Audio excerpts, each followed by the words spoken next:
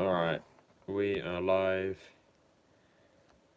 and just gonna tweet this out. Hello everyone who's watching later. Look at my fucking rat face, or my pig face, as my girlfriend has been saying to me. I'll talk about this sort of stuff in the stream, but we'll see what happens. So, just gonna post this on Twitter quick, and then we'll get into some stuff. Alright, so let's refresh this. But yeah, I'll talk about everything, including my ugly nose, and I won't be going like that the whole time, don't worry. I'm gonna look there, I'm gonna get the chat down here. Oh shit, don't want Mr. Robot spoilers. No. Mute. So I got to mute the Mr. Robot account. Alright. Live streaming now. Come and join.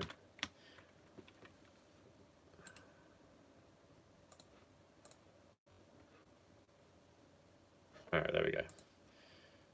Grab this. Stick this down here. So I am looking here. No tanky shit today. I can't be bothered with it. I don't want to be telling people how bad Mao and Stalin are for like the millionth time. Alright, sorry, I'm just putting on some music. But yeah, I kind of want to talk about, I'll talk about the nose stuff, but my YouTube channel has been really weird lately. I kept trying to post on the community tab this week about getting 7,000 subs and wanting to do like a little video about it, and it just did not show up in any feeds. Like, I have a couple other YouTube accounts, I always check how it's going and everything, and I would leave it up for like 5 hours and it would get 0 likes. And then the post I put up tonight got like 15 likes in 1 hour. And it's not because what I'm saying is like way better. I'm literally just saying that I'm going to live stream tonight. I don't know if YouTube has a thing where, because I normally post on the community tab on a Sunday, it thinks that's when I want people to know or something. It's really, really annoying and strange. I don't know what the problem is. And then lately my views have been kind of crap for no reason.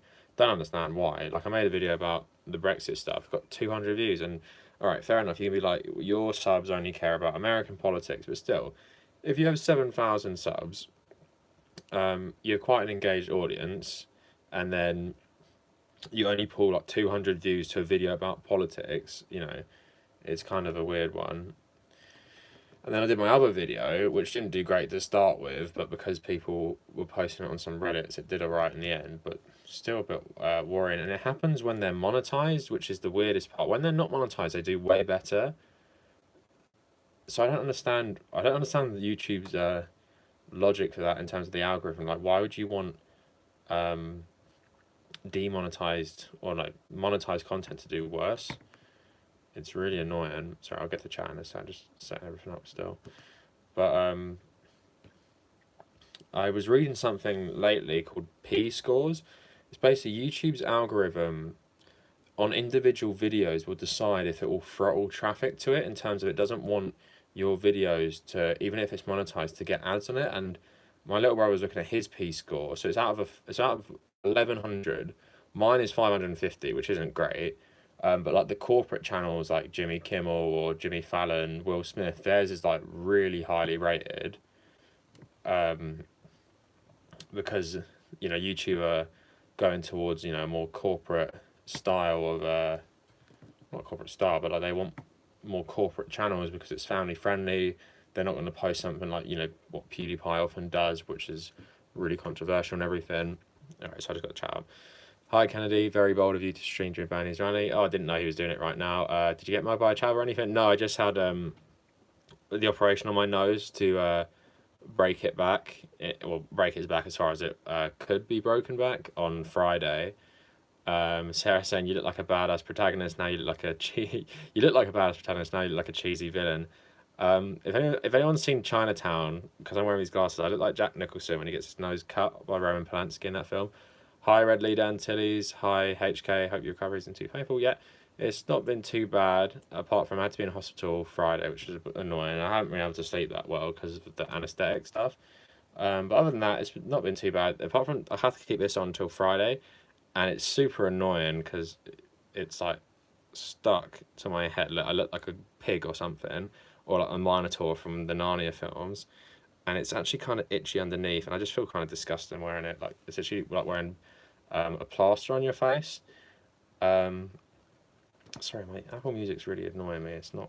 There's a glitch on the iPad Apple Music where it won't play with the new iOS. For fuck's sake, I'll just listen to some YouTube stuff.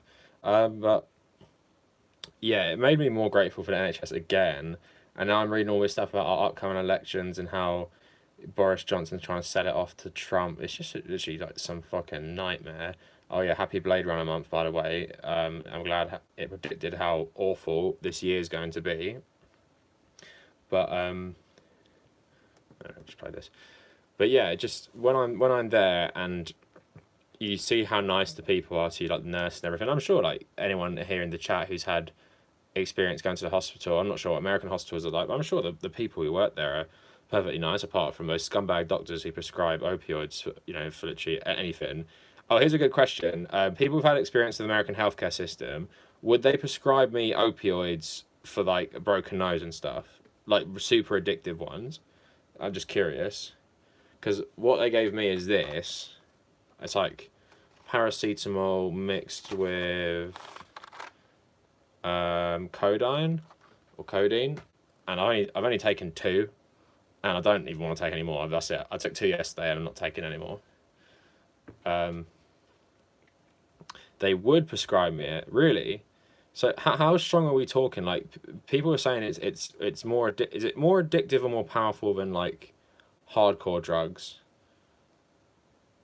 I'd be interested because I heard Joe Rogan saying he did something to his nose once when he was interviewing Andrew Yang, and he was saying they're trying to prescribe him some crap that he didn't want, and he wouldn't take it. But that's no wonder people just get hooked on it.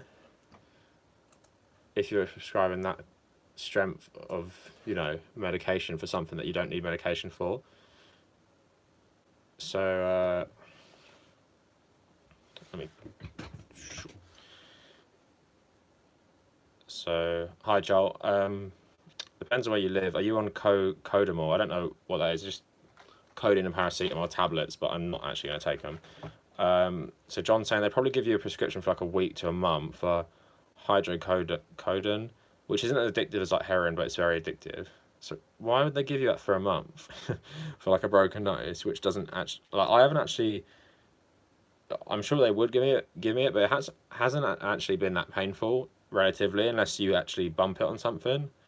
It doesn't really hurt now. And I got this. Yeah, money. Well, it's like they're legal drug dealers, aren't they? And do the pharmaceutical companies pay them? So they pay them money to give out these drugs, and then it's like they're salesmen. Is that the way it works? So it's like they're salesmen on top of being doctors. It's super fucked up if that's the case.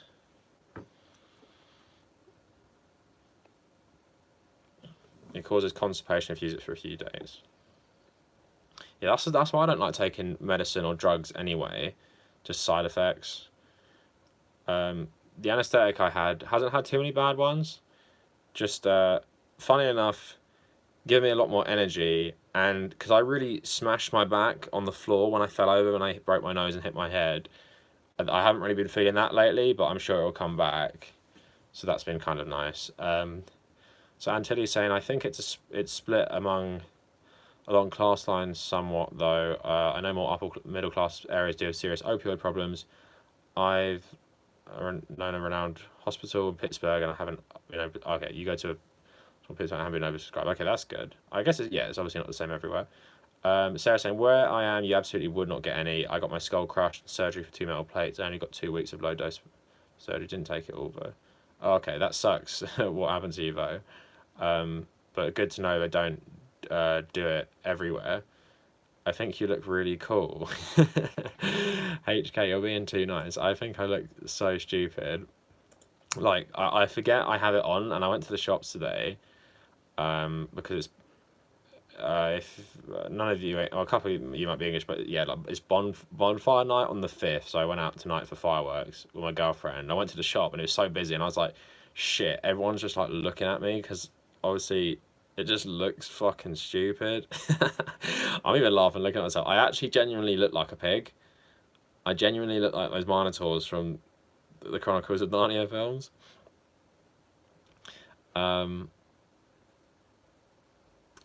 Charles saying the opioid crisis is mostly a middle white working class problem.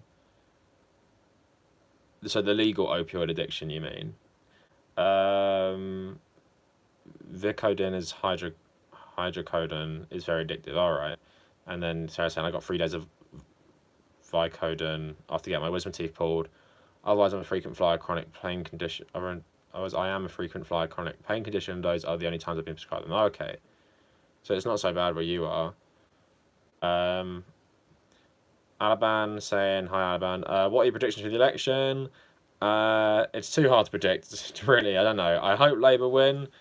I hope the Lib Dems get crushed. I hope the Tories... If Boris Johnson lost his seat, I would laugh so hard. Or if Joe Swinson lost his seat as well. So I don't know what's going to happen in the election. I'm feeling optimistic, but because everything is so controlled by the Tories and everything, and the BBC is a bit of a joke at the moment, I don't really know, to be honest. What was the final point I was going to make? If the thing is, if Boris Johnson gets a majority, Jeremy Corbyn will probably have to resign, and then what hope do we even have in British politics? Like, I'm not going to give a shit at all. Obviously, I am going to give a shit because it affects me, but at the same time, it's just be like, I don't know. Would you ever make a video talking about BBC bias? No, I guess not.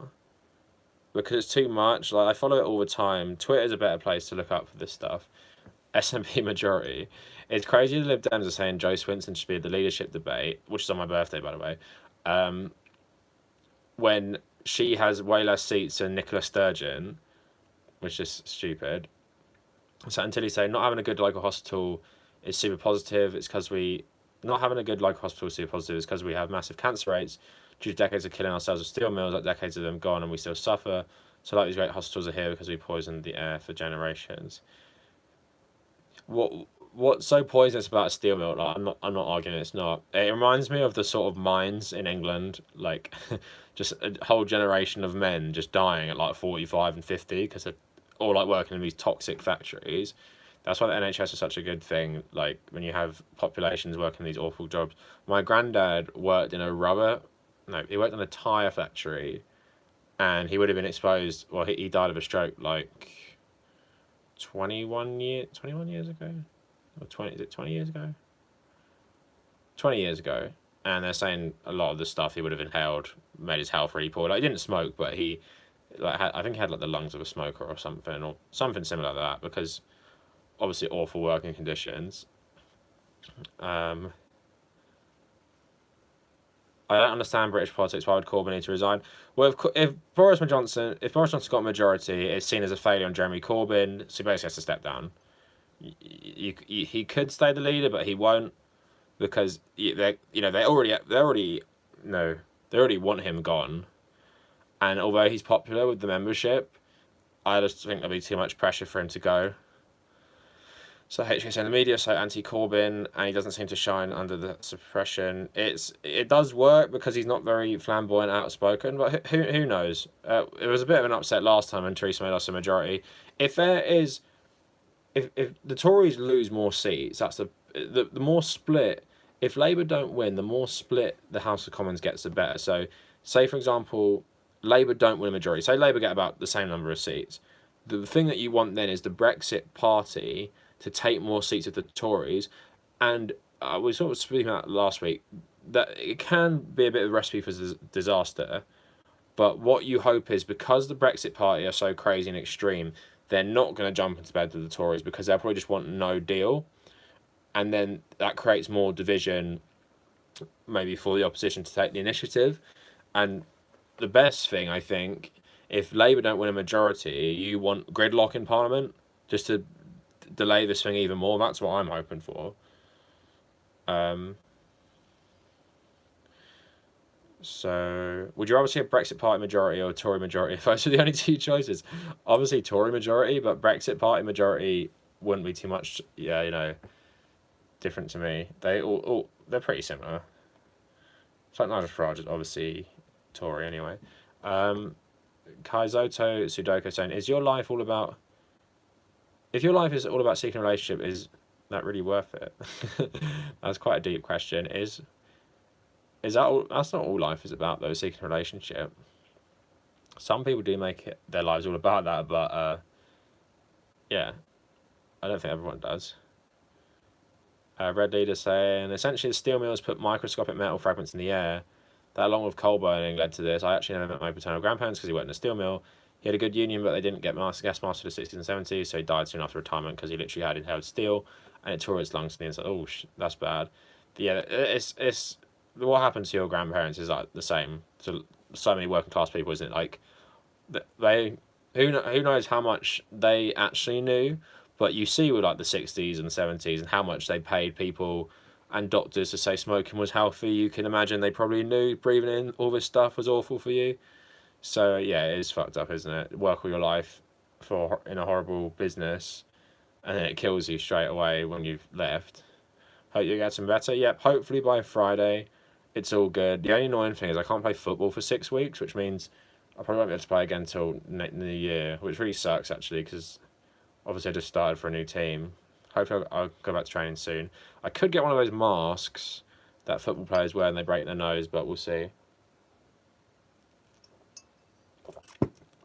What's my opinion on Steve Shivs? I don't know who that is. Let me click on.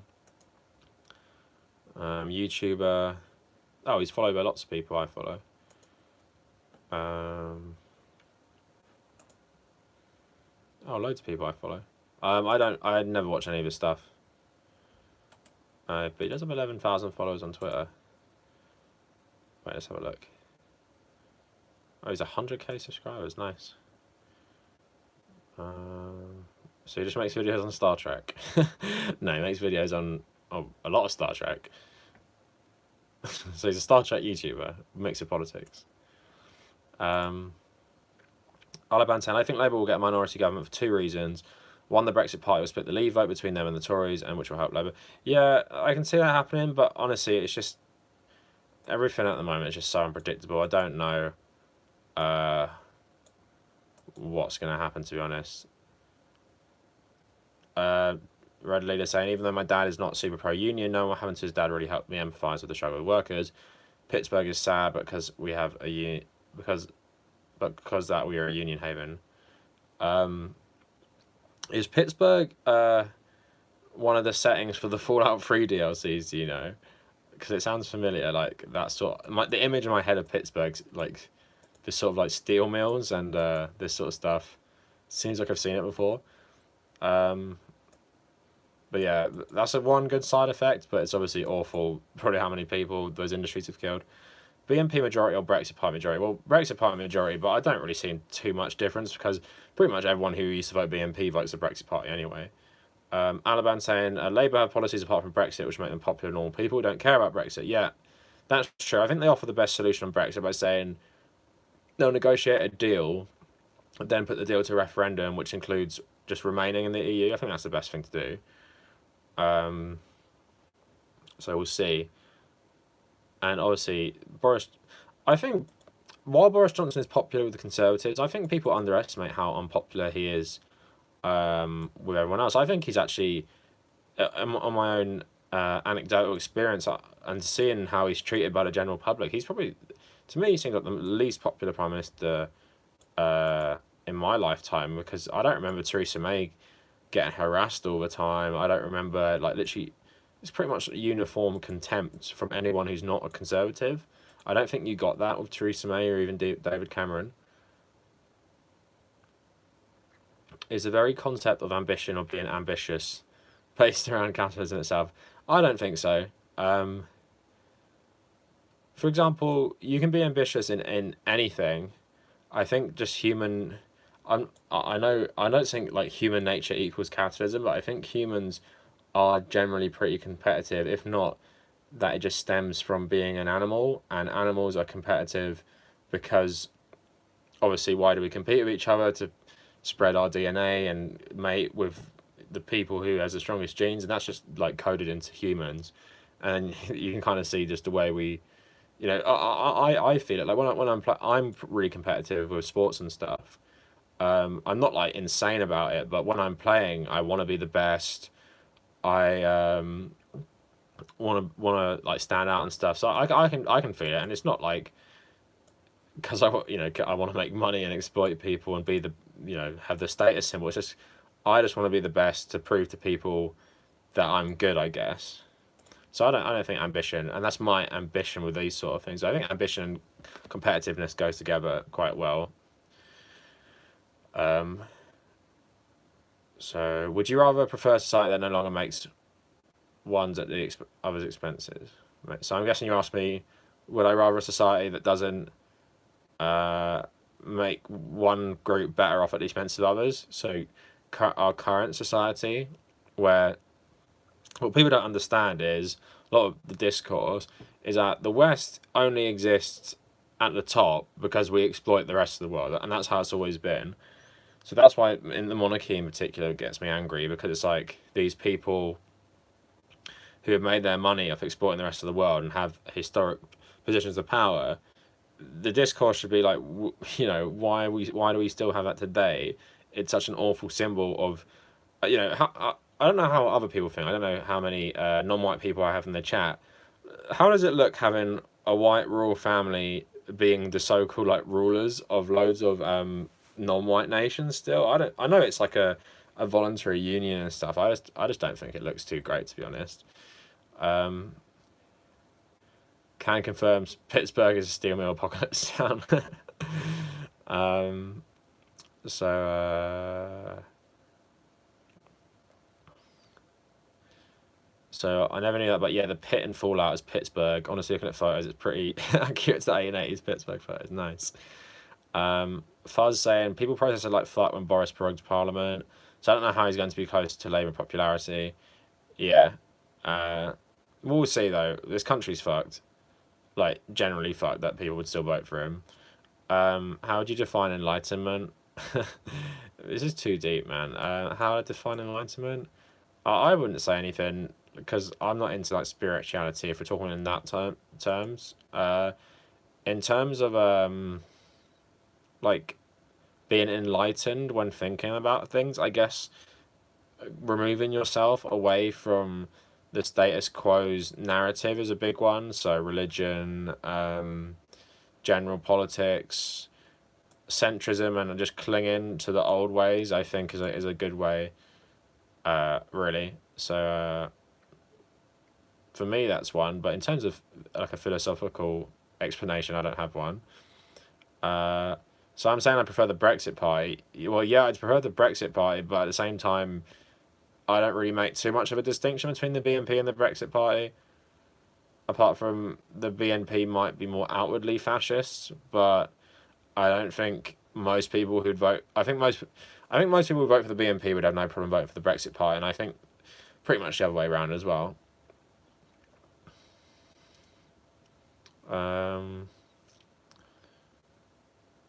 Sorry, just reading some comments.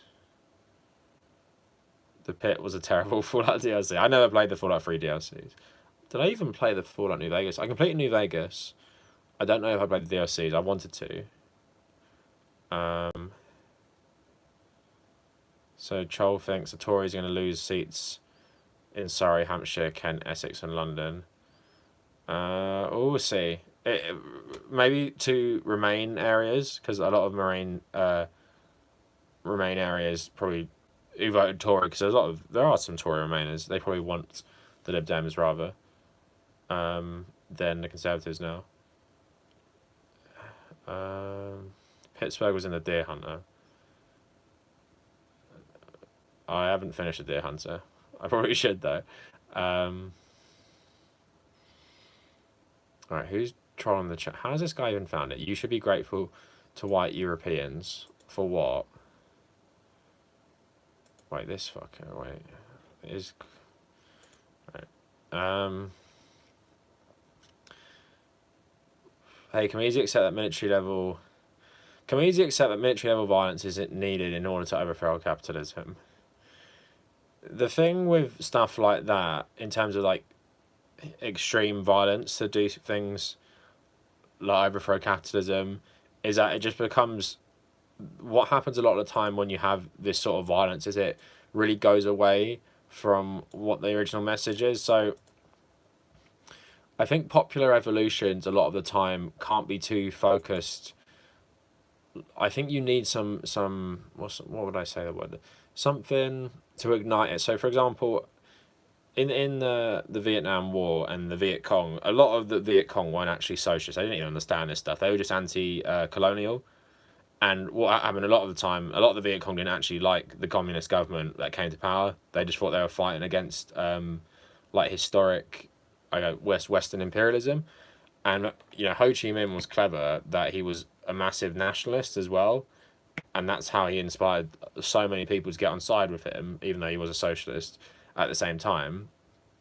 Che Guevara is pretty similar, obviously socialist and had all these ideals, but he appealed to common people just being a decent person. But back then, they had it so bad, it creates this point where these people can rise up. But also I feel, in terms of Vietnam and Cuba, for good examples, the people fighting in these wars, a lot of the time, that the rank and file, they have nothing to lose. Whereas I think capitalism, or modern capitalism, has created a trap where people have everything to lose, and that's why it's so hard to even do civil disobedience, let alone fight some sort of revolutionary war against. And also, what's the spark? That's why capitalism is so insidious, modern capitalism, because it just keeps beating you down and beating you down, but it's really gradual. Whereas you're not having, for example, police being super brutal all the time. You might just see it but we see it with like the Extinction Rebellion and everything. But I think it's so gradual, these cuts that the Tories make. It doesn't feel like it's crushing you together. Whereas I think in the climates of like Vietnam and Cuba, for example, they all feel there's sort of this unity that these people are crushing us together, and we must rise up. We've got nothing left to lose. I don't think that rule really exists. For example, if I'm taking the UK, so that's why something like that is so hard. And I think countries like ours as well don't have too much of a revolutionary history since the Oliver Cromwell and stuff. I don't know. People just wouldn't have this. I'm not saying I have this stomach for it. I'm saying it's just different the way we treat we treat death in this, in Western society is way different.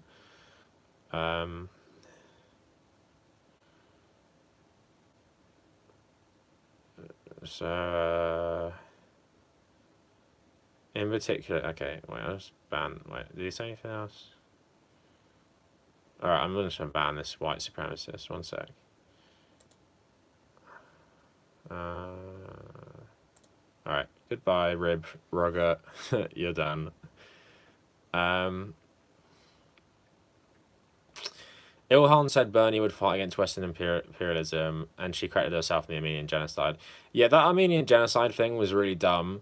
But I get her point. Like, you shouldn't only care about the Armenian genocide because you want to use it as a political tool to bash Turkey with. But at the same time, she could have said, yeah, I'm going to take the chance for us to say this about Turkey, but I don't like that, because it doesn't happen too often.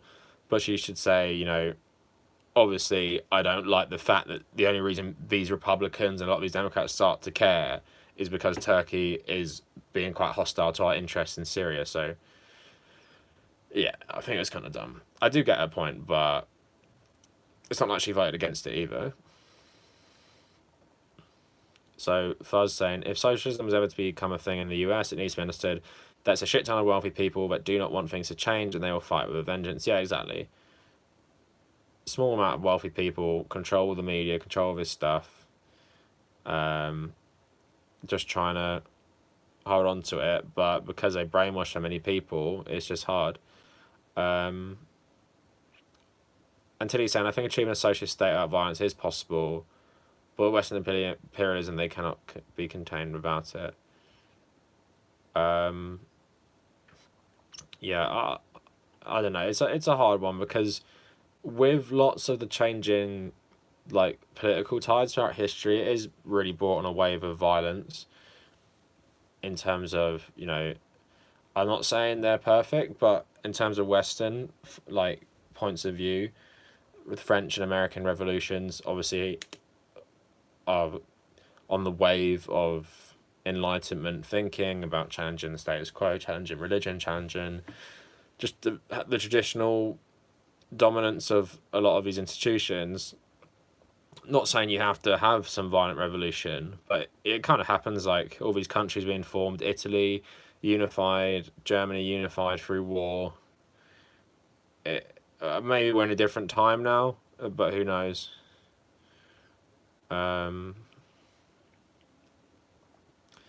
So Duke of Bread saying, bro, Bernie's rally of Ilhan Omar is live, bad timing. Yeah, I banned him, HK, don't worry. Hi, Olivia, thanks for joining. And hi, you're coming now, okay. Evan saying, Western civilization developed the most imperialist and corrupt civilization of all time.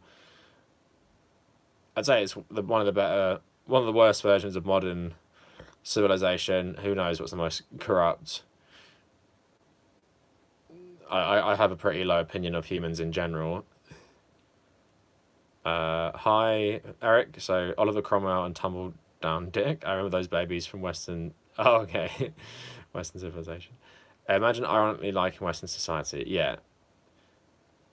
It's actually crazy. Well, it's just ignorance, isn't it? I love Bernie, but I could do his speech myself. Does he just do this? Is he just doing the same thing? Which, not that I mind. So Charles saying, Sir John Curtis predicts a Labour minority government. He says that the Tories are going to have to make up loads of lost seats in wealthy Remain areas in the south by winning the Midlands. Midlands and Tories don't seem like it goes too well together. Western civilization is a cover for white skin. Judeo-Christian values is a cover for, you know, white values, I think. That's what I've always said in my videos. Eric saying, Kennedy, what's okay, you're talking about the thing. I'm so watching. Oh, you were gonna go to the rally. Wait, Eric, you're the guy who has met Bernie, right? Sorry, I get confused sometimes because a lot of people tell me different stories about it. So are you the one who did the rally and worked for him? Is that Jose? Am I getting confused? I think it was you. I'm not too sure. Red Leader saying, I'm glad Ilhan apologised, but her point was really important. It's like what's going on in Hong Kong. Liberal interest is the only reason Americans give a fuck. And Duke of Bread saying her non-vote was terrible. Yeah, her point was fine. She just should have voted for it.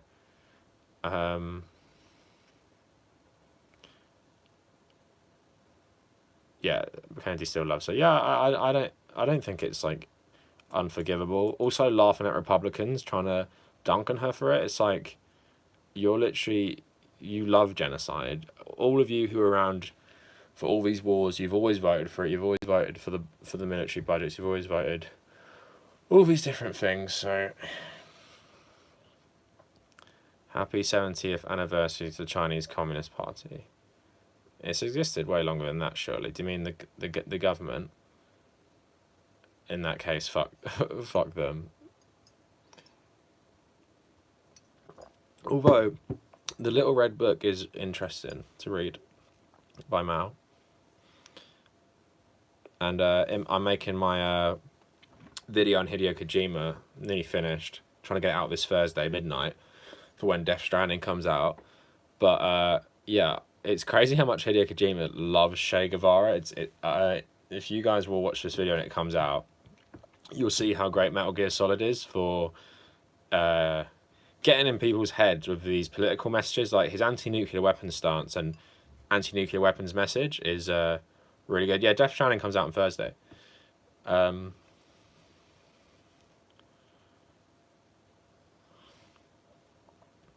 So Eric saying, Ilhan is not perfect, but she is still arguably the strongest communist person we have. Yeah, I like her. She's more outspoken than AOC, which I appreciate. Yeah, that's what fascists mean. They say Western culture. Kennedy really loves Ilhan. I'm love. Do you mean you're in love or you're love with her? I'm love Ilhan. Yeah, but Duke, don't you think the excuse is you guys never cared about the Armenian genocide? You only suddenly care because Turkey attacking US allies. I think that's a fine point. I just don't think it's a good reason to not vote for it.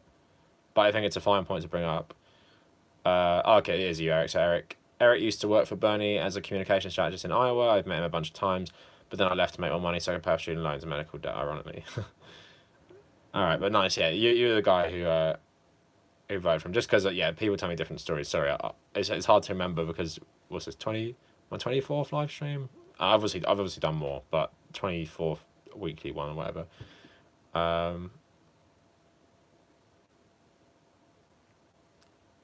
It's so hard to remember things you care about after spending the last days in a MCR. What's MCR? Induced haze. Is it a band or something? I'm as a meme format. It's for I'm pussy meme. Tumblr wrote my brain. Okay, I thought I was pretty good at memes. I haven't even heard of this meme. That's the point. Okay, yeah, it's not an excuse. My Chemical Romance. Oh, okay. Oh, because of the revival they're doing.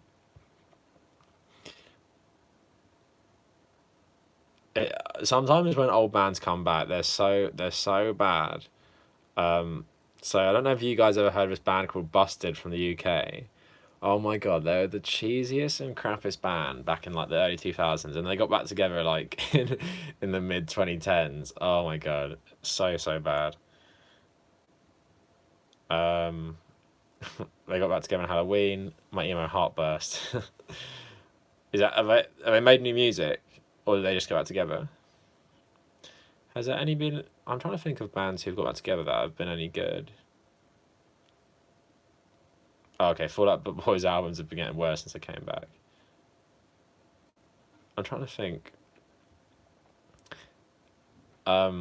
It was funny, like, just because I was on Apple Music earlier, James Blunt has a new album, if anyone remembers James Blunt, and I just clicked on the top songs, like the starred songs, I was like, these are crap, and it's like, it must feel so weird to be, because when he was just started, his songs were so famous, and especially in the UK, I don't know they're in the episode of The Office, the Goodbye My Lover one, but I'm like, it must be crazy to be an artist who's relatively young, and then just peak so early, and then just, I'm not saying he's getting worse and worse, but obviously people become more accustomed to them, and maybe they lose a bit of I don't know.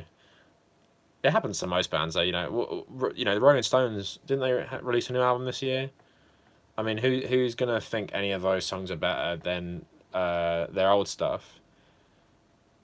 It's weird. I'm trying to think of an artist who people appreciate their newer stuff, but I guess you have to take it over their lifespan when they die or finish. So maybe people like David Bowie, Michael Jackson. But then you still want to like their old stuff. It's a weird one for music, I guess. Year 3000 is class. No way. I mean, like, it is catchy, but it's so fucking cheesy. Red Leader saying, speaking of Metal Gear for PS4 is a decent way to play some of the prior games. Like, what should I do to get the stuff that talks about Shay and Castro? Red Leader, just wait for my video on Thursday, and I've got it all for you. if you want to play, yeah, it's quite hard. If you want to play Peace Walker, which is the one all about the Sandinistas and Costa Rica and everything, Peace Walker is on PSP, it's on PS Vita, it's on PS3.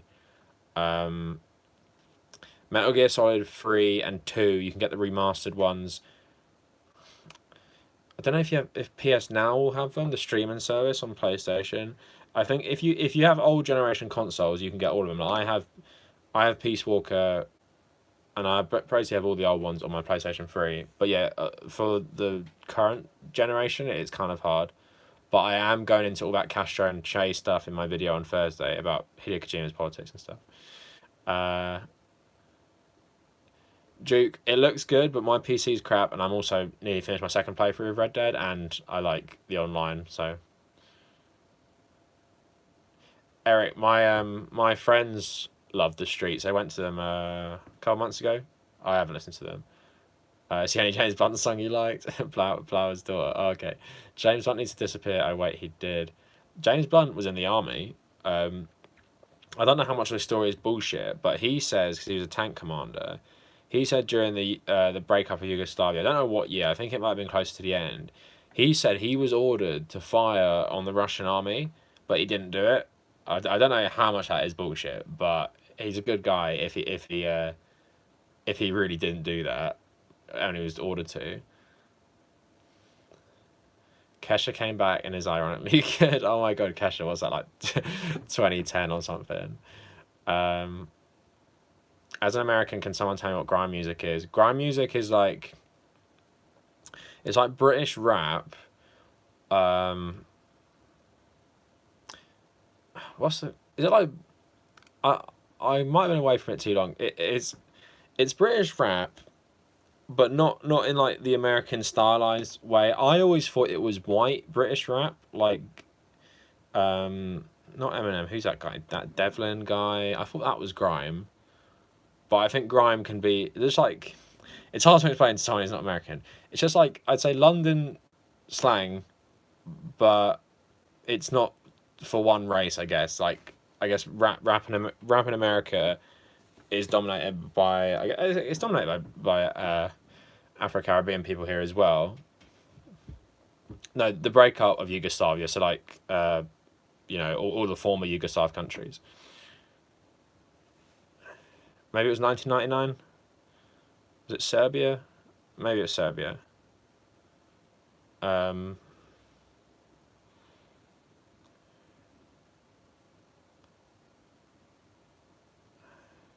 Yeah, you can get Peace Walker on the 360, and you can get MGS3 on the 360 as well. So if you want to play them in order, MGS3, then Peace Walker. Although the best version of MGS3 was the 3DS one, in my opinion. Surprisingly really good, and it had Yoshi's in it.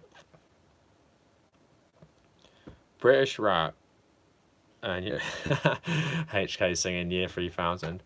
All right, I'm gonna put one grime song. I don't like this music, but when I was younger, I didn't mind a couple of this guy's songs.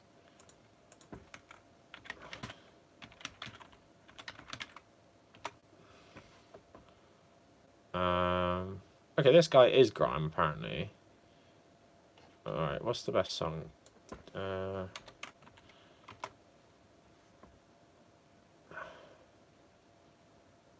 Is this...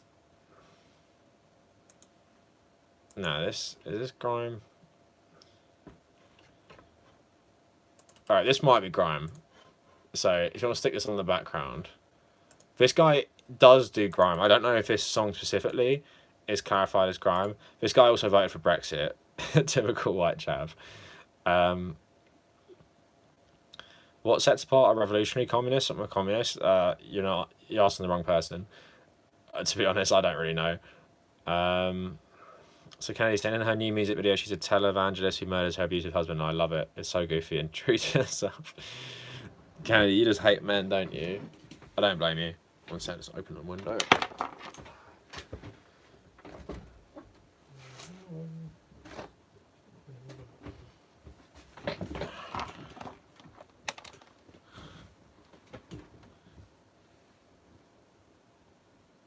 Yeah, I think it's Serbia, Evan.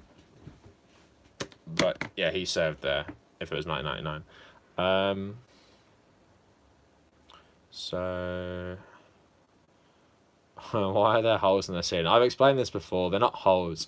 Basically, my ceiling's pretty small, and when I do weights in my room, I have a weight plate, and I go like that above my head. And these are old now. I've learned not to do it, but I used to accidentally smack it sometimes.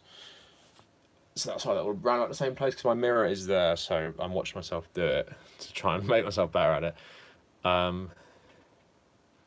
Black British culture seems lame. Why is it lame? Okay, Blunt was talking about the incident at Pristina Airport in 1999. It was in Kosovo. Okay. Oh my god, this plaster thing is so fucking itchy. But I can't actually get into it. Hi John, thanks for joining. Turn out it's not legal to listen to anything but My Chemical Romance. Yeah, it's not great. It's okay though. It's not available in your country. Oh, okay, sorry. It's got 2 million views. It's from like 10 years ago. This guy is friends with Ed Sheeran, so I don't know how much that makes him a grime artist.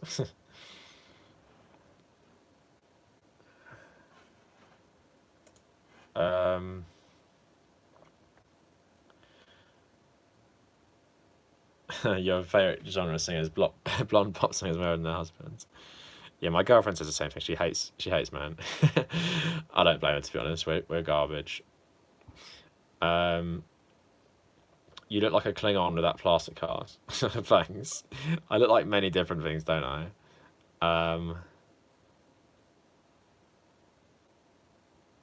David Patman says revolutionary communists prefer China, North Korea, and Russia to European countries. He's just covered tankies on his channel. I don't know why any communist. North Korea ain't okay. I'm saying all those countries aren't communist. Well, obviously no country's been communist. I'd say none of those countries are even socialist. North Korea, you got to be joking me about that. It's basically what do you call it? It's like feudal monarchy basically. North Korea, it's got nothing, absolutely nothing to do with socialism. It's like an old kingdom from 2,000 years ago, 1,000 years ago. It's just absolute. But the thing is, what people don't understand, China. Okay, China's getting back to it, but China. Okay, I'm not going to get in a massive argument about this, but China. If you read like White Swans, if you read a lot of accounts of people at the time, China is literally the inspiration for what North Korea is today. It wasn't as bad, but it's just absolute insanity. Some of the stuff that went on in the 1960s in China. Like, then there's stuff like that happens in countries. I try and put myself in that situation and think like, what the hell would I do if I was in these countries and this stuff was happening? Like, can you imagine? So this is what happened in a lot of universities in China. The students get guns and start doing like little show trials or re-educating the university professors. They literally like take over the whole campus. It's like you think of like what went on in America in the 60s with the riots, but think about them getting guns and literally with the blessing of the government or Mao himself, just purging counter-revolutionaries, killing people, like mental. Especially someone who just finished university a year ago, and imagine you're just a normal person who just wants to do your education in as far as you can in China, like maybe studying to be don't know, engineer, what communist countries like, engineers, scientists, and then your peers start rounding up all the teachers and making you like read Mao's little red book and tell a portrait of Mao about your day every day. It's just the absolute insanity. So Red Leader said, the guy who ordered the troops to fire Clark was told you better leave your post early, and he left. Nice way of saying, you moron, you need to start World War III to help me, God. All right, so from what you're reading, it is pretty much a true story. Sorry,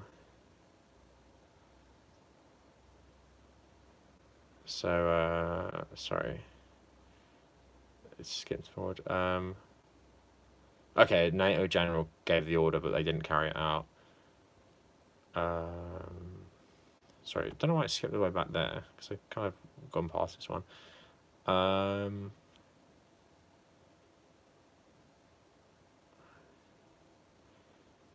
Well, the only reason, obviously, like I don't know who's making the argument. So obviously, if you're saying if you want to start a war to fight for humanitarian reasons, it'd be good to fight North Korea. But obviously, like in terms of like if America actually cared about humanitarian issues, they would fight North Korea because what North Korea are doing is awful. But yeah, obviously, I agree. Don't invade North Korea if you don't want to start probably the worst war since the World War II and has the potential to spiral like completely out of control, considering how much military, not might, but they have nukes, they have chemical weapons, they have a massive army, like, and all the geopolitical stuff of China, South Korea, Japan, obviously could cause World War III. So yeah, just North Korea's fucked, but I don't think having a war with them would make it any better, obviously.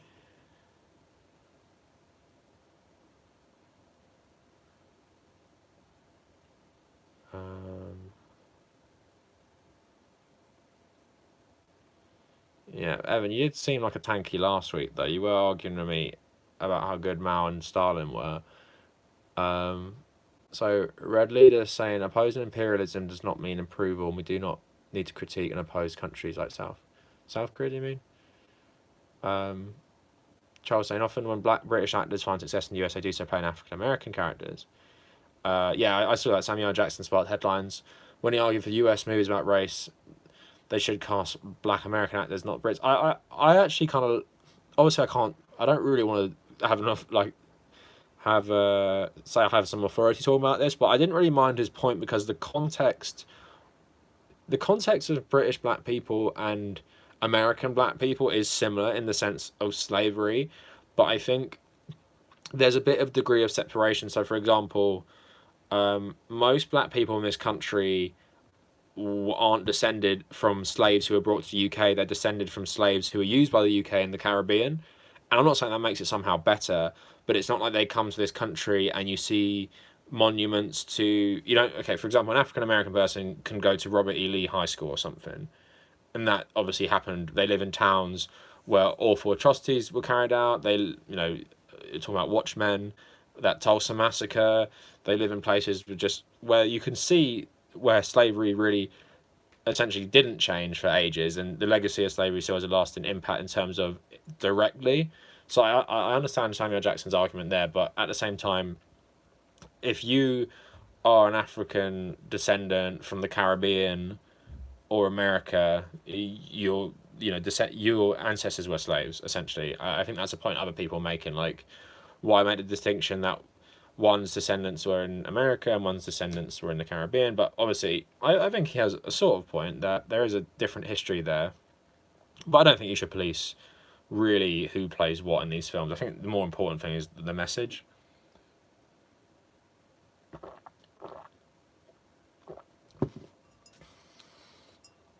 So Kennedy saying, I think a lot of the time, Tanky uses a prerogative against non-white or queer leftists. Like when I refer to myself as an anarchist, people still call me a tanky. That's weird. So, why do you think it's specific against non-white or queer leftists? I haven't really seen it. To be honest, you know how like Twitter's like your own little bubble. I don't really see much of this discourse on my one. I think it's because of who I follow.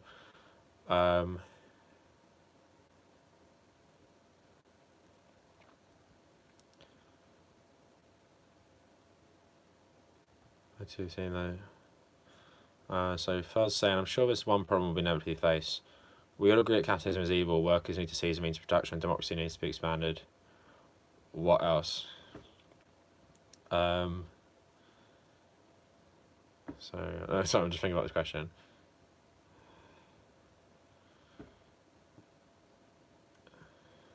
Yeah, I don't honestly know. What do you think, Fuzz? Tankies aren't anarchists. They will gulag anarchists.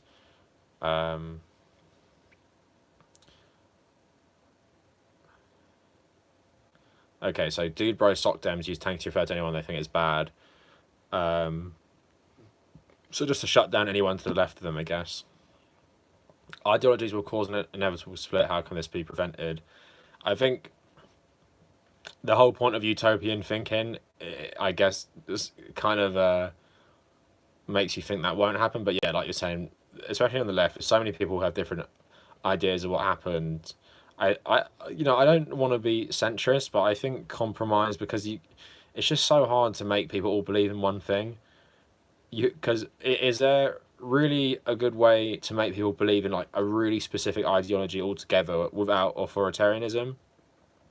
Like, how can you make everyone believe in this exact same thing? I'm a proud PragerU alum.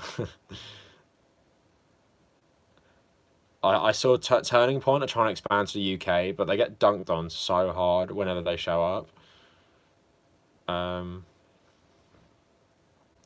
Red Leader saying, the only way North Korea gets better about starting nuclear holocaust is if China and Russia use their soft power, which they won't. Yeah, exactly. To be fair, Indians in the UK have to walk past statues of Churchill. Yeah, that's a good point. I guess it's a bit different still, though. But yeah, like Indians weren't literally enslaved by the British, but obviously there's controversial people Like, I think, do we have a Gandhi statue as well in London? I think we do. But yeah, there's loads of people, like all the kings we have statues of, prime ministers, good and bad. Think of all the people who gets knighted by the Queen, just the most awful people, slavers, warmongers and everything. So yeah, I take your point. But I mean, in terms of Indians in this country come here voluntarily. We're not forced to come here. So yeah, if you see a statue of Churchill, obviously that's bad, but it's like this horrible British icon because there's loads of these statues around the world dedicated to different people. But whereas in America, for example, these people were stolen from their countries and sold. You know, obviously, people always say to me when I say this, people are like, "Yeah, but they were sold by other Africans." It doesn't really matter. They're still stolen away from where their original country was, taken to America, and treated like garbage since they've been there. So I think the context is still a bit different there. But I do take your point. Evan saying when the Sandinistas, sorry, skip your thing. When this, oh no, wait, why does it keep slipping up? When the Sandinistas came to power, they discovered something very unfortunate. Because of capitalist encirclements, foreign interference, they discovered they had to develop state power and a secret police. I think a lot of these groups would establish it anyway, because it's just what happens. But most governments have secret police. Even you'd say R1 does at the moment in some senses. I'm in India. My house insurance is Churchill. What Churchill the dog? Yeah, there are authoritarian things that are good, but I think being authoritarian on what people believe is obviously bad. But that comes to the question: how do you make people believe the same thing? But then it's such a hard. That's getting so much deeper. It's like, what is, all this philosophy stuff you'd have to go through. Like, what is the real truth? What should we all believe in and everything? So. Defending China is bizarre to me when it comes to reality of the world we live in. Yeah, I feel the same way. I mean, I hate what the US is and what China is. China is interesting because of how it became so powerful, but I think it's a similar case to the USSR. I don't, think China somehow worked out the magic economic formula where everyone's rising together. It's obviously the same as capitalism. Well, China's state capitalist. It's doing the exact same thing all these other countries did, and Chinese imperialism in Africa is just getting started. But now they're making part of the agreement. So like, if we help you out with your economy, let us put Chinese bases there. And I know what people will say. The US does that to every single country. Yeah, the US does it. Doesn't mean China has to do it. If you're holding it up as a beacon of something like different and great, it's the same with the USSR. It's like, yeah, the US is bad. The USSR doing imperialism in Eastern Europe and Asia isn't fair and good because the US have done it. I think a lot of the time, I don't know, people get so worked up with being anti-colonial and anti-Western, which I totally understand, that they just the rehabilitation of awful people. And I did this about my like Jimmy Dore and Kim Everson video. It's like when you're going out of your way to shit on Democrats and stuff so bad that you're rehabilitating people like Trump, I think you need to look at how you're arguing, because it's just ridiculous. Like when Kim Everson said that Elizabeth Warren and Kamala Harris and Joe Biden would have started war with North Korea, Venezuela, Syria, and Iran, basically all at the same time. While Trump, despite him being a bit bad, isn't really that bad. That's literally the argument. Like ridiculous argument. I think Jimmy Dore is similar. And it's these Tulsi supporters that seem to do it the most. Hi, Kin. So you're saying this is how capitalism is doing it now, manufacturing consent. Sounds like you're unnecessarily blurring lines. Tankies are Starling and Mao. Apologists are obsessed with iconography and personality cults. They're as bad as fascists and will kill leftists. Are you saying I'm blurring the lines, or Kennedy? That's what I always thought tankies were. Tankies are apologists for authoritarian socialist states. I don't know if you were talking to me about that, though. Utopian ideas exist, though it is possible if you bring in technicality. if you bring it in technically. Evan, I am a bit concerned about you because I can understand being like China's economic growth is pretty impressive in terms of, and you can say the same with the Soviet Union in a lot of ways, but why would China make you hopeful for the future? The social credit thing, like the things I'm reading about. Okay, one example, not Hong Kong. This one teacher, he just teaches like, did he visit the West or something? And then he came back and they demoted his social credit score, so he couldn't get on any trains, he couldn't get on any flights, so he had to take a really long bus to get to work, to like 8 hours, just because they demonized him because he went against the state. China at the moment is like the worst. Think of all your fears you have of technology and the warped world we're getting to. America's heading there as well, and so is the UK. But China's already next level. We're thinking about social credit and all this horrible stuff and this dystopian stuff with Facebook and Google. And if you watch Edward Snowden on Joe Rogan, you see we're heading there too. But China's just ramped up. It's already like, yeah, fuck free speech, loyalty to the Communist Party and the Communist state. If you speak out against it or do anything bad, your social credit goes down. You can't use public transportation the same as everyone else. We'll urge people to inform on other people. I don't know how that can give you hope for the future. The thing I think you're thinking of, you would not want. I know this is an argument people use all the time, but you just would not want to live in China. Imagine living. That's what I'm trying to say. Put yourself in that situation. Think of, you're saying positive things about the Chinese Communist Party, but think if you wanted to say something positive. Okay, for example, say, Evan, you suddenly like the Vietnamese Communist Party, but the Chinese don't really like the Vietnamese. So you start to say positive things about Ho Chi Minh. You start saying positive things about maybe the Vietnamese claims to a lot of disputed territory, and then in China, social credit score goes down. You can't you can't live in certain places anymore. You can't use certain public transportation. Maybe you can't get a job as well. I don't know how that makes you hope for the future, because do you think they're going to once they have all that power over populations, do you think they're going to change it back? They definitely aren't. And the whole point of the Communist Party doing all these things is to stay in power. And it's not, some of them might care about China, but it's just as corrupt as any capitalist country China is. But the thing is, what you might think is because the punishment in China for corruption is death, you might think, well, they clearly hate corruption. No, it's obviously a political game. They're manoeuvring against each other within the party to get rid of elements they don't like. And you see that at the Chinese Communist Party's history. Deng Xiaoping nearly was killed by Mao, and he was purged by Mao, and then he comes back later. It's all about political manoeuvring. I guess it's human nature in a way.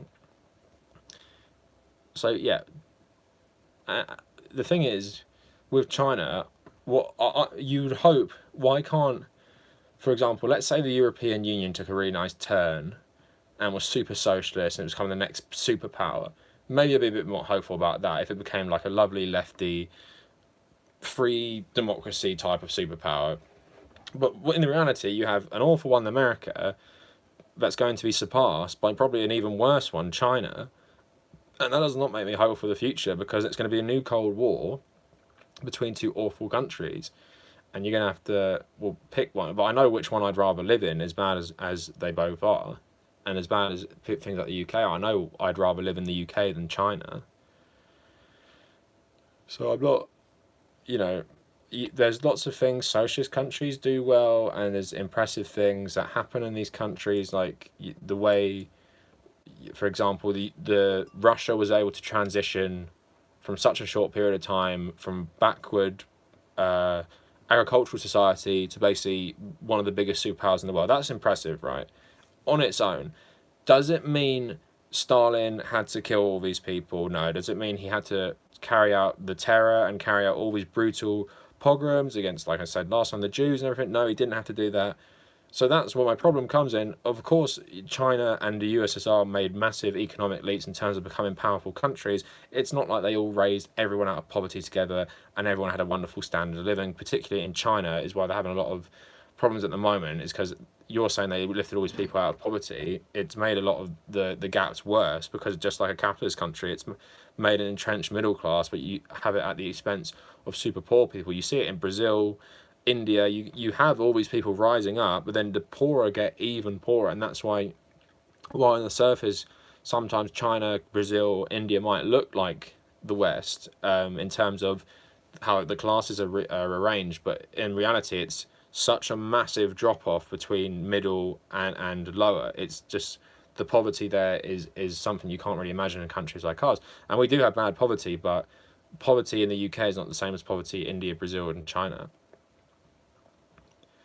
The Kurdish thing's good, John. That's what I was thinking of lately. The social credit thing is anti-socialist, yeah.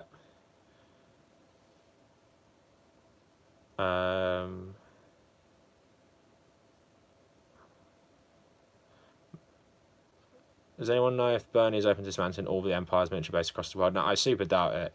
And Fuzz, I super doubt it because I think it was a really good podcast actually. But Edward Snowden on Joe Rogan saying about how the intelligence service manipulate people and really scare you. I'm not sure. I don't think Bernie's is as naive as Obama, and he's not inheriting a toxic situation like that. But I don't think Bernie's going to spend.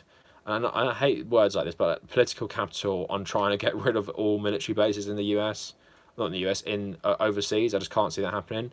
I think he's going to focus most of his attention on social reforms at home. And I think that's why people need to rein in their expectations about Bernie a bit. I think as good as he is, and you know what he'd want to do if he had absolute power. But let's be honest, he's going to have his own party fighting him on loads of stuff. Like I was reading that thing about Nancy Pelosi saying that she didn't want, basically saying that she doesn't want Medicare for all. Yeah, that's what I mean, Antonio. So Stalin's bad actions are not necessarily necessary evils. Like I'd say for a decent amount of what Castro did. Stalin did terrible things. He did it out of paranoia and playing to bigotry.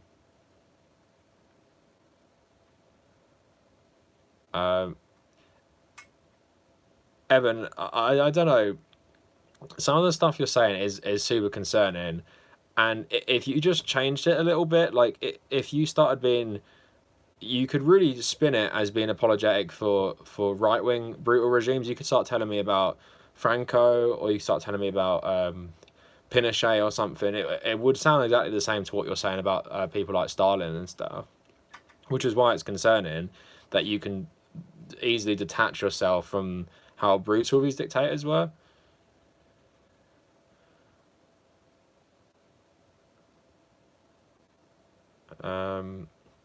But yeah, people like Mao and Stalin, especially when you like, how could you but you are defending authoritarian people who killed thousands, if not millions, based on their own, like until he summed it up well, paranoia and playing to bigotry.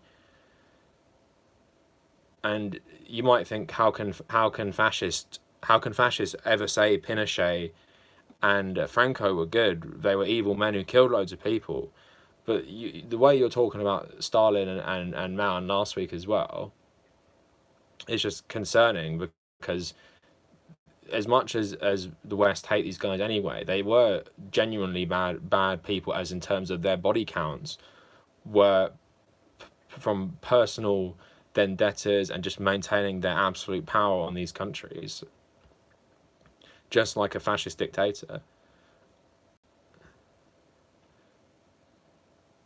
And you can maybe justify it to yourself through the lens of socialism, and they made these economies great. But if a fascist dictator made an economy great, do you think that while killing loads of people for no reason? I don't think that there's any reason to say what a great guy this was.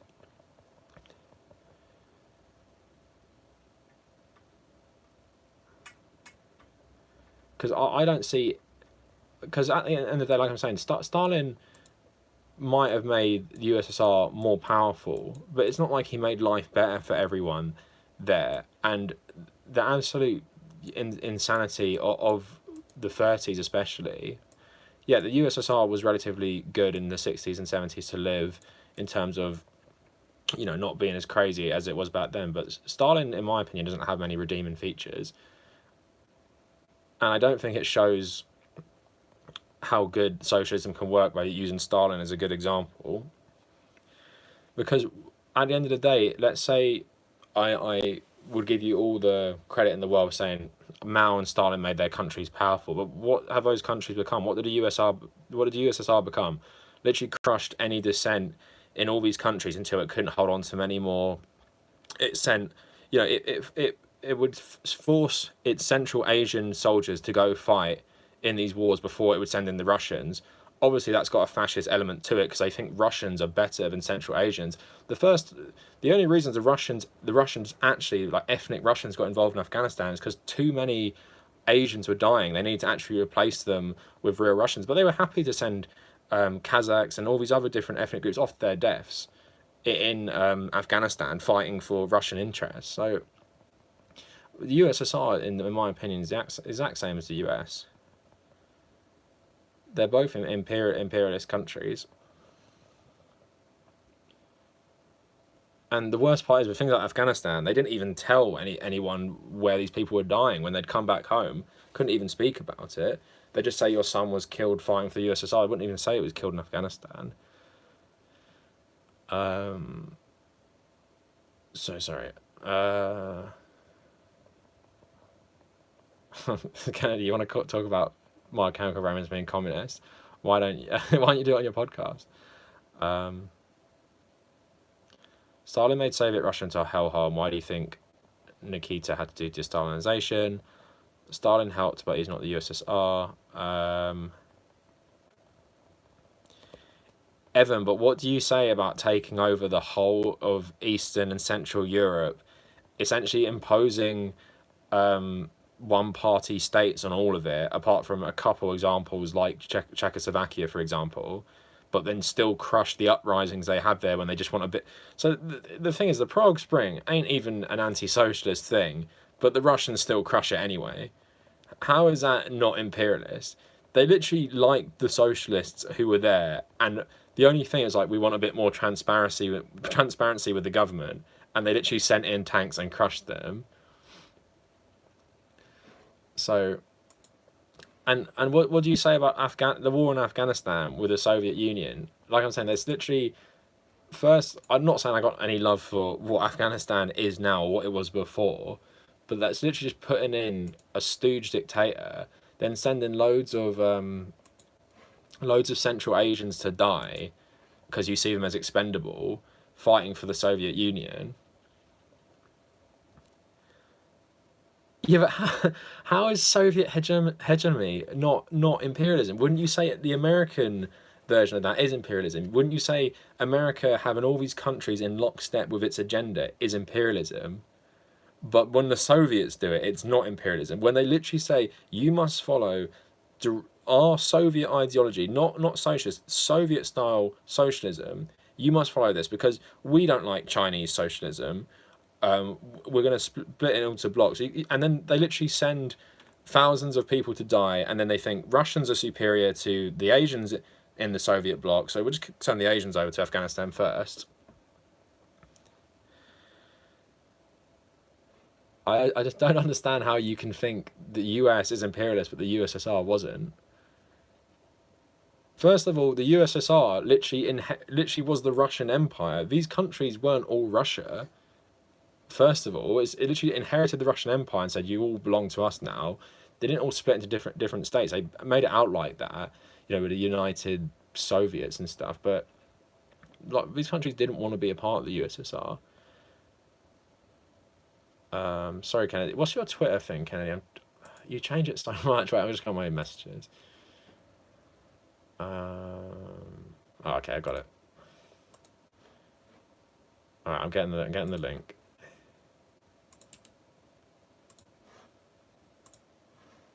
All right, here we go. Got it.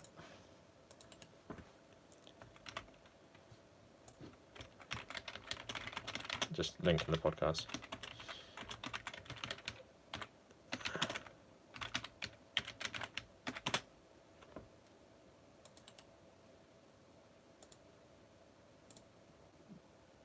Is on Patreon the thing you want to link me to, or I should link people to.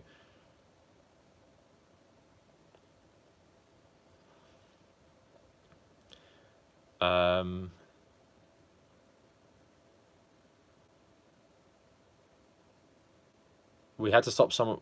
We had to stop someone stop being a patron because we got in a fight with him on Twitter over being friendly with Brooks. So why was he so mad about that? Apparently, Slavik is married to someone that's friends of Amy Teresa. I have to be dragged into drama. It might dethrone me and take his cattle back. Have we all shouted on Warren's healthcare plan yet, and how can he defend it? Did you see Warren saying that anyone who's not a billionaire is middle class? What the hell? So King John saying, this is why I hate Tulsi and various others when it comes to foreign policy. USSR was success to the Russian Empire, yes, just as the US to the British Empire. Yeah, exactly. The USSR, you know, Evan, it literally became the territory. The territory of the Russian Empire was inherited by the USSR. It literally is the same thing inherently. The thing that's even worse is that the USSR started to control all these other states as well. So it had the whole of Central Asia and Eastern Europe under its control. Stalin had so much power over all those countries. I don't understand, I don't understand how direct Soviet imperialism, like proper direct imperialism, is not the same as the US style. US style, they more get you in the web of capitalism and really put the screws on with their economic power. The Russians is literally like, if you don't follow our agenda, here are some tanks to kill your protesters, and we'll just put in Russian stooges or pro-Stalin, pro-whatever Soviet stooges wherever we have a problem.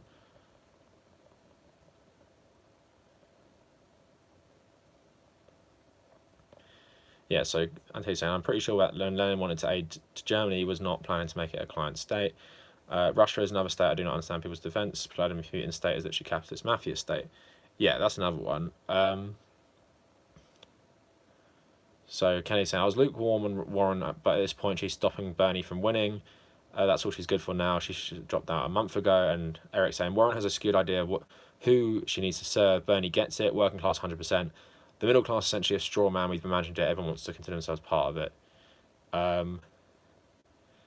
Yeah, but Evan, I don't know, because I don't think this is fine for a debate here. I don't want a Discord overrun with stuff like that, because I think what you're going to find is most people feel the exact same way as me, because, for example, most of my followers like Bernie Sanders.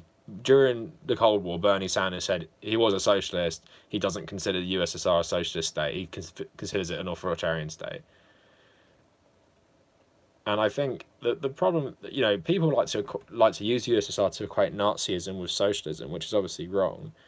But specifically, Stalin's Russia and just the general makeup of the USSR. Firstly, it was super corrupt. I don't think anyone's going to deny that. You literally had Russian generals selling the Mujahideen weapons to fight the Russian army by the end of the Soviet Union. It was insanely corrupt. That's why I love the line in The Americans, the show, when the Russian spy says, America looks so much it looks so much like Russia, like parts of America, and he's like, and why do these people all have food and we don't? And obviously you can make the point because America exploits everyone, but America is fairly sustainable in terms of, you know, if it needed to be in terms of food. It isn't, because obviously it imports lots of stuff now because of the capitalist economy. But making the point is, Soviet Union was so corrupt, that's why it can feed its people as well as it would like to. I'm not, you know, the breadlines thing is super over exaggerated, but yeah, just super corrupt, all about family connections, all about all this internal fighting. You know, you had Brezhnev versus Khrushchev, and then you had the Gorbachev faction come in and everything. So to me, it's no better than any of these other countries. Well, Soviet Union, America, and China are obviously worse than many countries, and obviously Putin's Russia today is bad. So.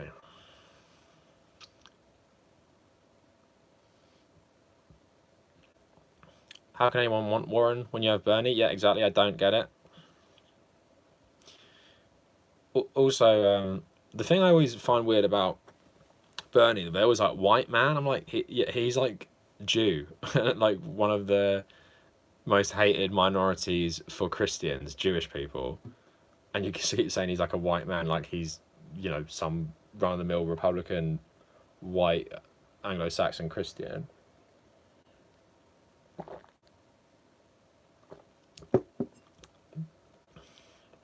Evan, you feel powerless arguing because no one's backing you up. If for example, Antilles and King John were backing you up on every point, and it was just me versus you lot, you wouldn't feel like you were powerless. It's because everyone's disagreeing with you. But if I had a Discord for patrons or whatever, I don't think many people would agree with you. I keep jumping around. It doesn't matter though, because Stalin was worse than Brezhnev, but the Soviet Union is fundamentally imperialist and anti-democratic and anti-worker, and also a bit, you know, has a tinge of fascism there in terms of it thinks Russians are superior to everyone else. You probably see that by the only country in the USSR that has a positive view of the USSR is Russia. None of the other countries do. It's like most people in Russia want the USSR back. Yeah, why wouldn't they? By exploiting every other country under their control and sending the soldiers of other countries in the USSR to do their dirty work, was making the Russians better off. Yeah, my point with Stalin is, on top of the general imperialism, he was insanely paranoid and crazy and, you know, genocidal. The thing with people like Brezhnev, Khrushchev, they're more just like standard imperialists who use the USSR for, you know, the prosperity of Russia and just general corruption and their own power. Whereas Stalin is like proper mental, but they're all bad. They're just less bad than, you know, some are less bad than each other.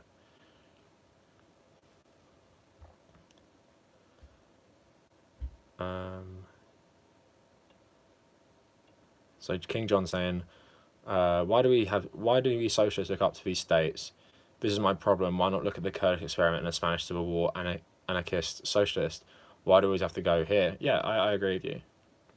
Kennedy's saying, Bernie's made mistakes in the past, but I think they're better than anyone else we got. And they whip ass and they're super good. Duke of Bread saying, I don't like people saying Bernie's not a socialist. I think Bernie knows what he is. His policies might be sock dem, but that's what America is ready for. King Kavanagh of Ireland. Yeah, that's me. Has there ever been a King Kavanagh? I don't think there has. I would have heard about it. Kennedy saying, Duke of Bread, exactly. It's no coincidence that libs who supported him in 2016 are leftist edgelords calling him a sock dem now. Yeah, I think people just need a reality check sometimes. Bernie's not... people talk about the deep state, and it's not what people think, but it does exist. You can't just come in... Because, for example, US politics is so corrupt. How can he get his own party, let alone his own party and then some, if they don't win the majority in the Senate? How can he make them do anything? The president has a lot of power, but it's not absolute power.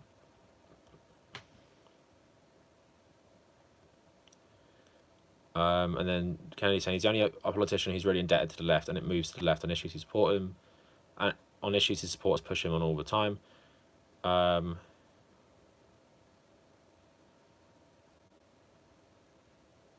So has Bernie trained or mentored a younger set of individuals directly because they need youth? Yeah, AOC, I'd say. People like that he's inspired. Merely calling himself socialist does more for socialism than anyone has in a long time. Yeah, exactly. I think control of the military just needs to be obtained first as a deterrent to prevent the rich from... I think the control of the military just needs to be obtained first as a deterrent to prevent the rich from retaliating against economic changes. Yeah, that's another problem though, isn't it? It's like, you see with the Trump stuff, just like the sort of internal war between these groups, and obviously because the people in it just have their own agendas all the time. And I always, it's why always stupid right-wingers and the Second Amendment nuts are always like ready to kill soldiers. It's like they think the soldiers will be the one... Well, actually, a lot of them say to me on my gun videos, are like, oh, the soldiers would side with us. And I'm like, oh, don't be so sure. You're not the one, paying them. It's like in a lot of these countries, you have control of the army. So another one, Venezuela is corrupt as fuck. Not that I think the US should invade there, but when you read basically the army, the reason Maduro ain't been not that he would be toppled, but he's got the pay of the army. For example, Venezuela just reminds me of North African states. So these countries, which I guess North African states were technically Arab socialist. When you have the control of the army, these dictators, you don't need to do anything else, and you can have, extreme poverty. And obviously, a lot of the Venezuelan problems is caused by the reliance on oil, and it's actually a good thing what Hugo Chavez was doing in terms of using like a national resource to empower the poor people and use the money to help them. But the stuff Maduro's doing is just what's I think I was reading about. He made a new chamber to basically make sure he has power for the next elections and everything, and then he obviously has the armies in his pocket as well. The thing is, I don't care what political affiliation or what anything claims to be. If you're authoritarian and you abuse human rights, I got no sympathy for you at all. But I don't give a shit what country it is. And I get some countries have these really hard, these building periods where it's a bit chaotic and everything. So I have more sympathy for Cuba and Vietnam than China, China and Russia and places like that. I don't have much sympathy for just authoritarianism in general when it's especially something like Venezuela, when you take someone who was by and large pretty good for a country, replace him for someone who's bad, and then you have loads of people being apologists for him. Like, that's what I hate about this anti-imperialist left, whether it's Abby Martin or Jimmy Dore or Kim Iverson. I just think they apologise so much for Assad, Maduro, and all these people. I just have some consistency. If you are against Western imperialism, I don't know why you are supportive of authoritarian regimes just because they're anti-Western. It reminds me of, in like a weird way, the way that the US would back any fascist dictator who was anti-communist. It's like, because you are against the thing I hate, we can be friends or something. That's what it reminds me of. Because Maduro and Assad, you're anti-US, I'm not going to criticize how, obviously Assad is way worse than Maduro, but I'm not going to criticize the bad stuff you do, essentially. And I think it's been really dangerous. I think Assad has been rehabilitated to a crazy extent. He seems to not even be like that controversial anymore because of how much people hate the potential Syrian intervention. It feels like people don't remember how awful this guy is. And he's a direct. And if you hate imperialism, Assad's family was basically put in, by it was put in by the French's divide and rule policies, because he's from the Alawite sect. It's not a majority in Syria. It was in bed with the Westerners, and that's why it was put in power. It's like Vietnam put the Americans put the Catholics in power. It's the same thing happening in Syria. So if you're anti-imperialist, why do you support a guy who's literally only in power because as part of a legacy of French imperialism in Syria?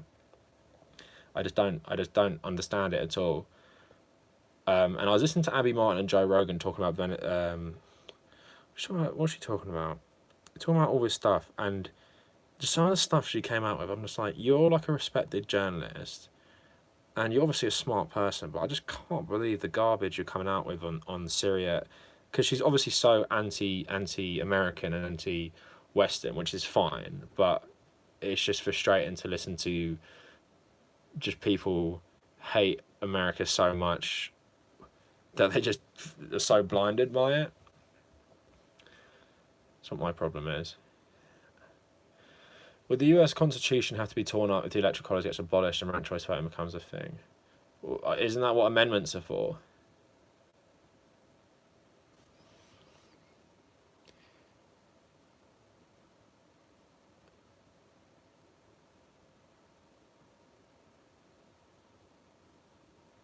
Yeah, but the thing is that you're proving my point. Assad is an authoritarian dictator who constantly abuses human rights. He's no better than the US. The only thing maybe he's better is that he never pretends he's for human rights. But if you hate the US, you hate Assad. That should be that simple. You can say that while saying, I don't want the US to topple Assad and create a massive you know, vacuum in Syria which will be occupied by jihadis. You can say that. You can say, I don't support the Sisi government in Egypt, but I recognise I don't want to topple him because the region isn't very stable at the moment. You can still say these things by saying, yeah, human rights abuses are pretty similar, even though the US, obviously the US's body count is so much higher than Assad's. I'm not saying, you know, even a lot of the time, people like that are just so shit. Yeah, that's my whole point. But the way you're framing it is Assad is horrible, but he's fighting Islamic extremists. And it makes it seem like you're saying he's horrible, but not really that bad because he's fighting ISIS. He's not fighting ISIS out of the goodness of his heart. He's out fighting ISIS because they'll kill him if he doesn't fight them. And Assad created the whole Assad moving towards more capitalism as well helped as well, but he created the civil war in the first place. These dictators, you hate imperialism, these dictators in North Africa jumped into bed with the IMF the first chance they got, and then created these economic conditions to create revolution in the first place, revolution that was then picked upon by jihadis exploiting people's grievances with the government. So if you hate imperialism and you hate authoritarianism, you hate people like Assad, you hate people who either jump into bed with the West or just put their economic policies in. And we're not saying you like Assad, we're just saying you can be consistent in your disdain for America, Assad, the Saudis, the Israeli government. You can put them all in the same category in a lot of ways, even though there's obviously, look, US has a higher kill count than Assad does. Obviously, that's true. Saudi Arabia is probably on level, if not worse, than Assad. You can say that as well. But I'm saying it seems kind of weird to have a caveat being like, yeah, I don't like Assad, but... Well, it's not bad. It's like, yeah, he's awful. I don't think the US should go around toppling every single dictator ever. But I don't think that is the point really.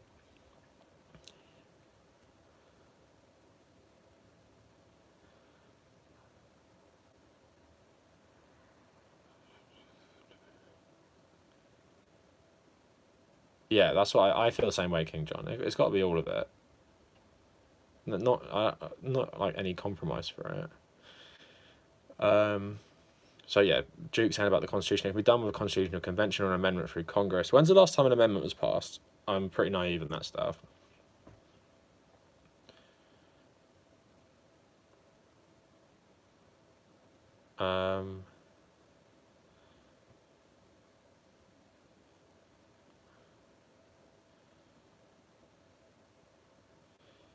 Yeah, but Evan, here's the problem, right? You're saying Assad won the war against the US imperialists, but the problem was it's not a binary issue. There's tons of people in Syria, just like there were in Egypt, in Bahrain, in Tunisia, tons of people who were just sick of an economy that just empowered the people in Damascus, empowered the elites. That's the whole thing in North Africa. You hate imperialism. The whole Arab Spring was created by Western-style capitalism. Assad's regime is a bit different from Egypt, for example, because it's not as in bed with the IMF, but it still adopted neoliberal politics and neoliberal economic policies. So a lot of people who joined the protests in Syria, they weren't jihadis or they weren't in the pay of ISIS. What happened is when it kicked off more, they weren't all backed by the US. It's just people who were in the army who were sick of Assad, people who were just generally sick of Assad started fighting him. What happens, like you're pointing out, lots of proxy forces come in from Syria, from Turkey, from the US, people, in the pay ISIS, probably in the pay of the Saudis and stuff. They all come in and they muddy the waters. That happens in most revolutions. But Assad crushed normal people who just wanted a better life on top of crushing ISIS and crushing these other groups. It's not just everyone who was against Assad was an Islamic nutcase. That's what happened. That's what they got hijacked. It's the same thing. For example, in the Iranian Revolution, the people who were protesting the government weren't all Islamists. The reason the Islamists took power is because they hijacked the revolution, because Khomeini was pretty much the first guy to start writing loads of stuff and being super outspoken about how much he hated the Shah. But there was loads of socialists in the Iranian Revolution, loads of just normal people, And then what happened is they end up they go from an absolute monarchy to an Islamic republic, which to a lot of people probably isn't much better. But it's way more nuanced. Yeah, there's loads of proxy forces. Assad killed ISIS, but he also used that pretext to crush normal people. And the reason you won't see a lot of revolution or political change in North Africa is people like Sisi said, "What, you want to revolt against me? Do you want us to be Syria? Do you want ISIS to come in?" Sisi's is the exact same thing. He says Muslim Brotherhood, they're in the pay of the Saudis. At ISIS, crush them. Even when they become the leader of Egypt, I'll just topple them and let him rot in prison. So I think it's a binary way of looking at it. I think it's wrong. There's, especially if you study the region, it's all caused by the economy. And there's, especially, you're a young person. Loads of these people who revolted against the governments in North Africa were university students and people who just finished university and didn't have any opportunities in their country, and they were just sick of this government that's been in power. Assad's father as well, and then they're just a legacy of colonialism, both of them.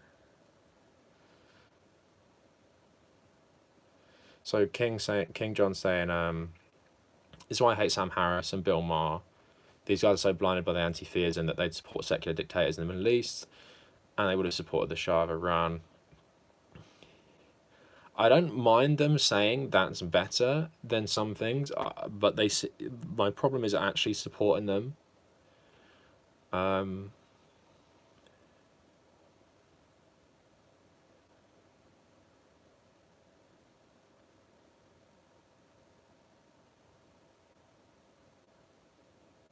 Yeah, until he's saying our priority should be citizens of Syria, not Assad. 27th Amendment in 1992. What did the 27th Amendment do? Compensation for members of US Congress to take effect only in subsequent. Compensation for members of US Congress to take effect only in subsequent election of the House of Representatives. People like Assad and the US rely on each other. Frankly, they get their excuse to keep fighting proxy wars. They get to hold more power, take people's rights. Yeah, I agree with that. It helps in Iran's case, because most people don't know the politics of Iran. The hardliners in Iran absolutely love Trump ripping up the nuclear deal, because then they just point to the moderates in the government like, look, we told you about the US, you can't trust them, they hate Iran, so put us back in power. We don't want any moderates in the government anymore.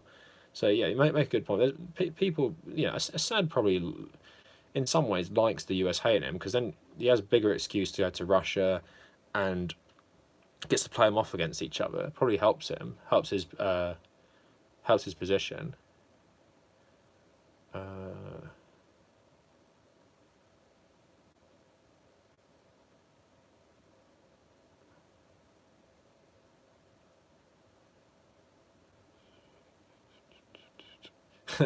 Joel, wait.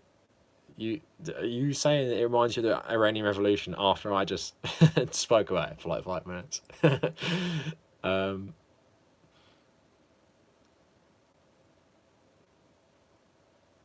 So Rick saying, yes, like how the French Revolution gave us Napoleon, and with everything in the Middle East might give us a Napoleon or Hitler.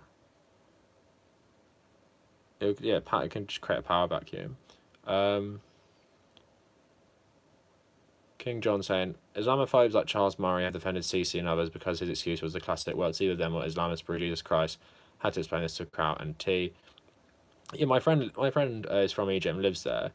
She said it's super depressing because they just had an election to give, not election, they had a referendum to give, I forgot what it was, but they gave Sisi even more power, like crazy amount of power, more power to the presidency and stuff. And I just asked her, like, how the hell can you convince people to do that? And she said a lot of people in Egypt are dumb, but obviously they're scared because of the stuff that's going on in Sinai, and obviously a lot of the region, not the region, but close by countries being engulfed in things to do with jihadis and stuff. It's just easier. Beto is nothing. Who talked about Beto? Beta, okay. Beta is out of the race, especially he's been out of the race for fucking months. The thing is, he's probably one of the least worst people. Like, I wouldn't have wanted him to drop out, even though he obviously is a corporate hack and stuff. He actually is pretty strong on some of the racism stuff, and especially towards Hispanics, and the gun stuff. And I think it's quite refreshing to have someone, like, he's so outspoken on the gun stuff, especially even compared to someone like Bernie. Like, he's super. He's like, yes, we are coming, we are coming to take your guns and stuff. I actually kind of liked it, what he was doing. His it just created a nice voice that was different. Like Mayor Pete and stuff is like garbage. And what does he even bring to the conversation apart from his total arrogance that he's somehow going to win?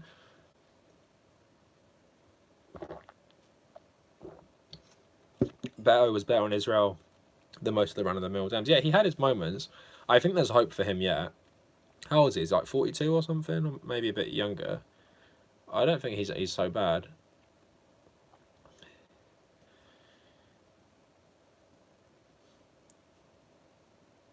Yeah, Evan, I don't know how I feel about guns anymore, but I still like someone saying something pretty radical.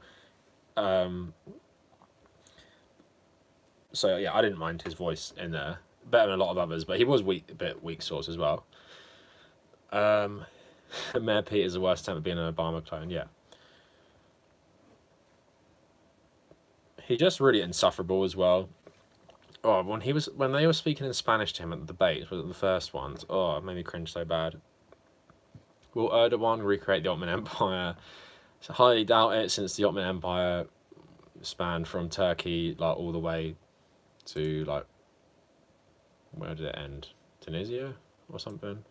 It's high. But it's 47. Oh, he looks pretty good for 47, I guess. Or am I just getting my ages warped? No, he looks right for 47.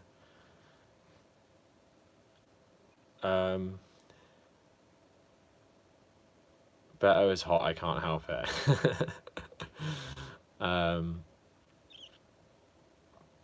So Red Leader saying, I am sympathetic to not want to take guns away from workers. The thing is, in America, right, if like there was loads of unions, like pro-socialist unions with guns, I'd be a bit more sympathetic to the argument, but considering most people who own these guns are right-wing, like neo-fascist militias, I don't really mind them saying it so much. Because you know for sure if the socialist unions had guns, that the right wing would be all for taking them away, just like they were the Black Panthers back in the day. So what was I say? He looks like the guy from Napoleon Dynamite. Yeah, he definitely does. So long as civilians have access to guns, the cops will use them as an excuse to have stronger tech.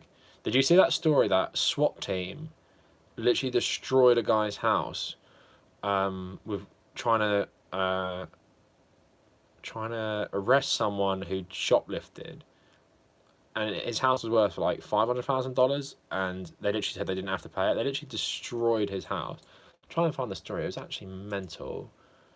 Like, the guy just ran into this guy's house. He had nothing to do with it. Wait, SWAT team destroys person's home over shoplifting. Oh yeah, here it is. It's actually crazy. So I'll just read it quick and I'll put the link in. Federal Appeals Court rules Colorado homeowner whose property was left looking like Bin Laden's compound after it was destroyed by a SWAT team during a standoff with shoplifters owed no compensation. Federal Appeals Court ruled on Tuesday that Leo Lech is owed nothing after the cops destroyed his home in a standoff with an armed shoplifter. SWAT team blasted away Lech's house in Greenwood to get the suspect to come out of the home and end the June 2015 standoff. The armed cops fired gas munitions and 40mm rounds. What the hell does a policeman need with that?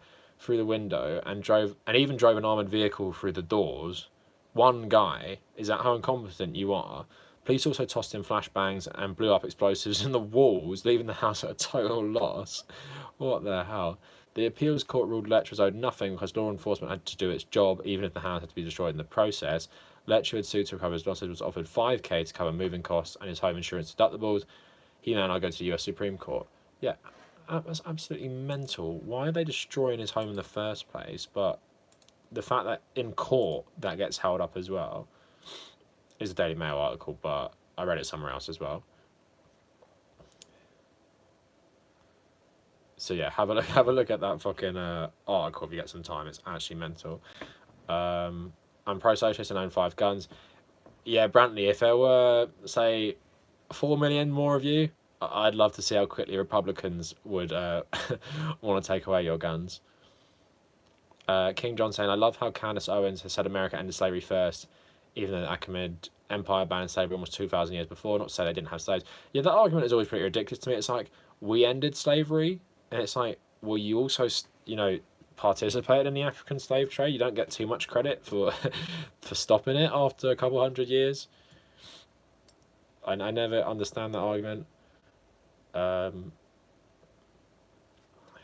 Who is better, Bernie Sanders or Elizabeth Warren? Of course, Bernie Sanders. More consistent, wasn't a Republican in their 50s, didn't defend corporations as a lawyer, so there we go. So King John saying, US has military-style police. To me, that is the reality. It's against people of colour most of the time, and this is why people bring up law and order, how you must love cops. Law and order is, from Nixon days, basically a dog whistle. Racism, isn't it?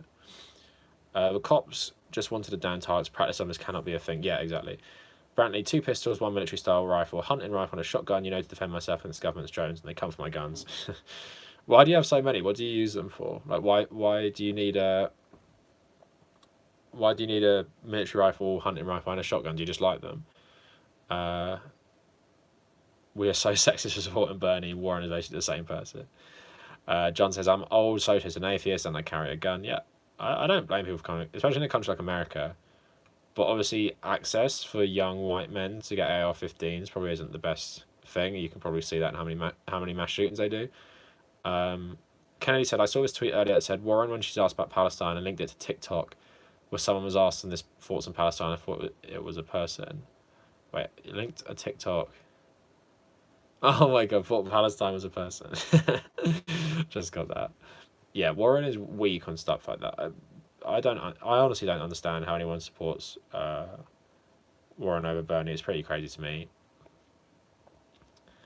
So Anthony said, I have people, colour, immigrant, lefty friends who I do hope get to keep their guns. It's a wonder he has not been shot. Yeah, like, it's crazy in Texas. Do you remember there was a shooting in Texas?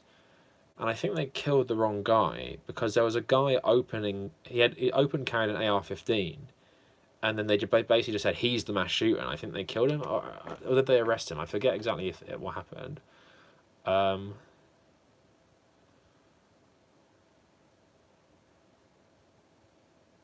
So sorry, what's John saying? Yeah, exactly. He's like, the US still think it's like Babyface Nelson, Al Capone, Lucky Luciano is still alive. The thing is as well, I think 9/11, I think, is really part of the reason the police became so militarized as well. And all this surplus stuff they had that they made for the war on terror just had to give to police forces. Fun to shoot, self-defense, more efficient when would work in the power trade. Oh, okay. Yeah, because white Westerners still benefit from the slave trade. Yeah, exactly. With the legacy of slavery, and obviously the wealth of the US and countries like the UK is built on African slavery as well, partly. All right, so there was a mass shooting at a mall. A black guy actually was the good guy with the gun, and the mall cop gunned him down. Yeah, that sort of shit is always bound to happen, especially if you have black people with guns as well, because racist white police would just think it's them. I'd be the first in line to hand over my AK to the buyback program. It is crazy how someone like New Zealand just does it in like a couple months after one mass shooting. More cops have guns. Yeah, crazy. I would not trust them with a gun at all. Roman slavery.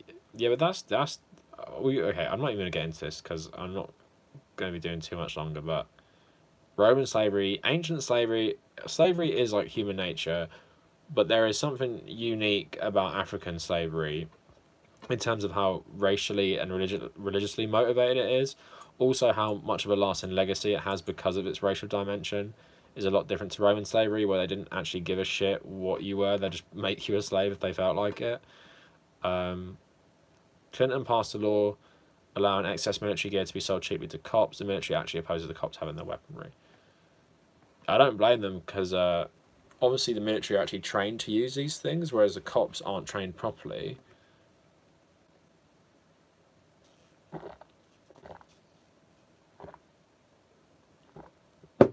yeah, that's another stupid one, isn't it? It's like, yeah, African slave trade was bad, but what about the Arab slave trade? Well, obviously they're both bad, but at the same time, Arab slave trade is a bit different as well. Obviously, there is a racial factor involved that Muslim Arabs do think they are, well, especially back in the day of the Barbary slave trade, they did think they were superior to other Muslim groups. But at the same time, slavery is banned in Islam, so they only enslaved people who weren't Muslim. But the lasting legacy of that, I don't know how much it goes on, but it's definitely not to the same scale as American slavery of Africans. So King John saying slavery in antiquity was not the same. Number one. Plus, if you were a slave in Greece, you could actually be wealthy and still be a slave. Yeah, and it's not like we'd have decades and centuries of people being enslaved in the same place like in America. Greek slavery. Yeah, slavery was bad. Thanks, Joel. Only Sparta had a slave class. It's like an Assassin's Creed Odyssey, when you go there and see all the slaves. All slavery is bad. Yeah, exactly. You don't need to say that owning other people isn't, it's a good or bad thing. It's obviously bad. All slavery matters. That's basically the right wing argument. Which is worse though? It depends what way you're looking at it from. Worse. Yeah, it makes a good point. I'd say I wouldn't say what is worse or whatever, but I still think African slavery is unique, and it's worse in the immediate context because it still affects us today. Where Sparta, Greek slavery, Roman slavery is ancient history that didn't have a lasting impact in terms of, when did the last Roman slaves die? Did they even, when they converted to Christianity, did they even still practice slavery? I'm not sure. We're all shut up, Joel. We're all descendants of slaves. Alright, so I gotta do some work, so I think I'll end it here. Yeah, but thanks for the good conversation. In terms of videos this week, so I'm gonna work hard to get my Metal Gear 1 up on Thursday night. We're all currently slaves, yeah, exactly. And then I need to get one up for Tuesday. I'll see what I'll do. I was thinking about doing the stupid billionaire arguments because I saw on the BBC some presenter was absolutely flabbergasted that a Labour MP said billionaires shouldn't exist. And I can't even believe this is a debate, really. But I might do a little video on that. I probably won't put my face on camera just because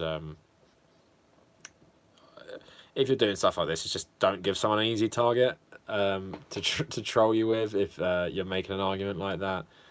And hopefully next time I live stream and next time you see my face, my nose will be fine. Well, it obviously doesn't look too fine. It's probably permanently damaged, but I'll have this stupid thing off my face, which would be good. Yeah, I didn't really talk about the operation or anything, but that's fine. I guess no one really cares. You guys don't know me. No, I'm joking. Overall, it was good. Being on anaesthetic is weird. I hated having that thing attached to my arm. I'm sure people who've been in and out of hospital would know what it's like. That was what I was dreading the most. But overall, yeah, pretty good experience. The guy, the nurse I had who's looking after me, so he's a big bald guy.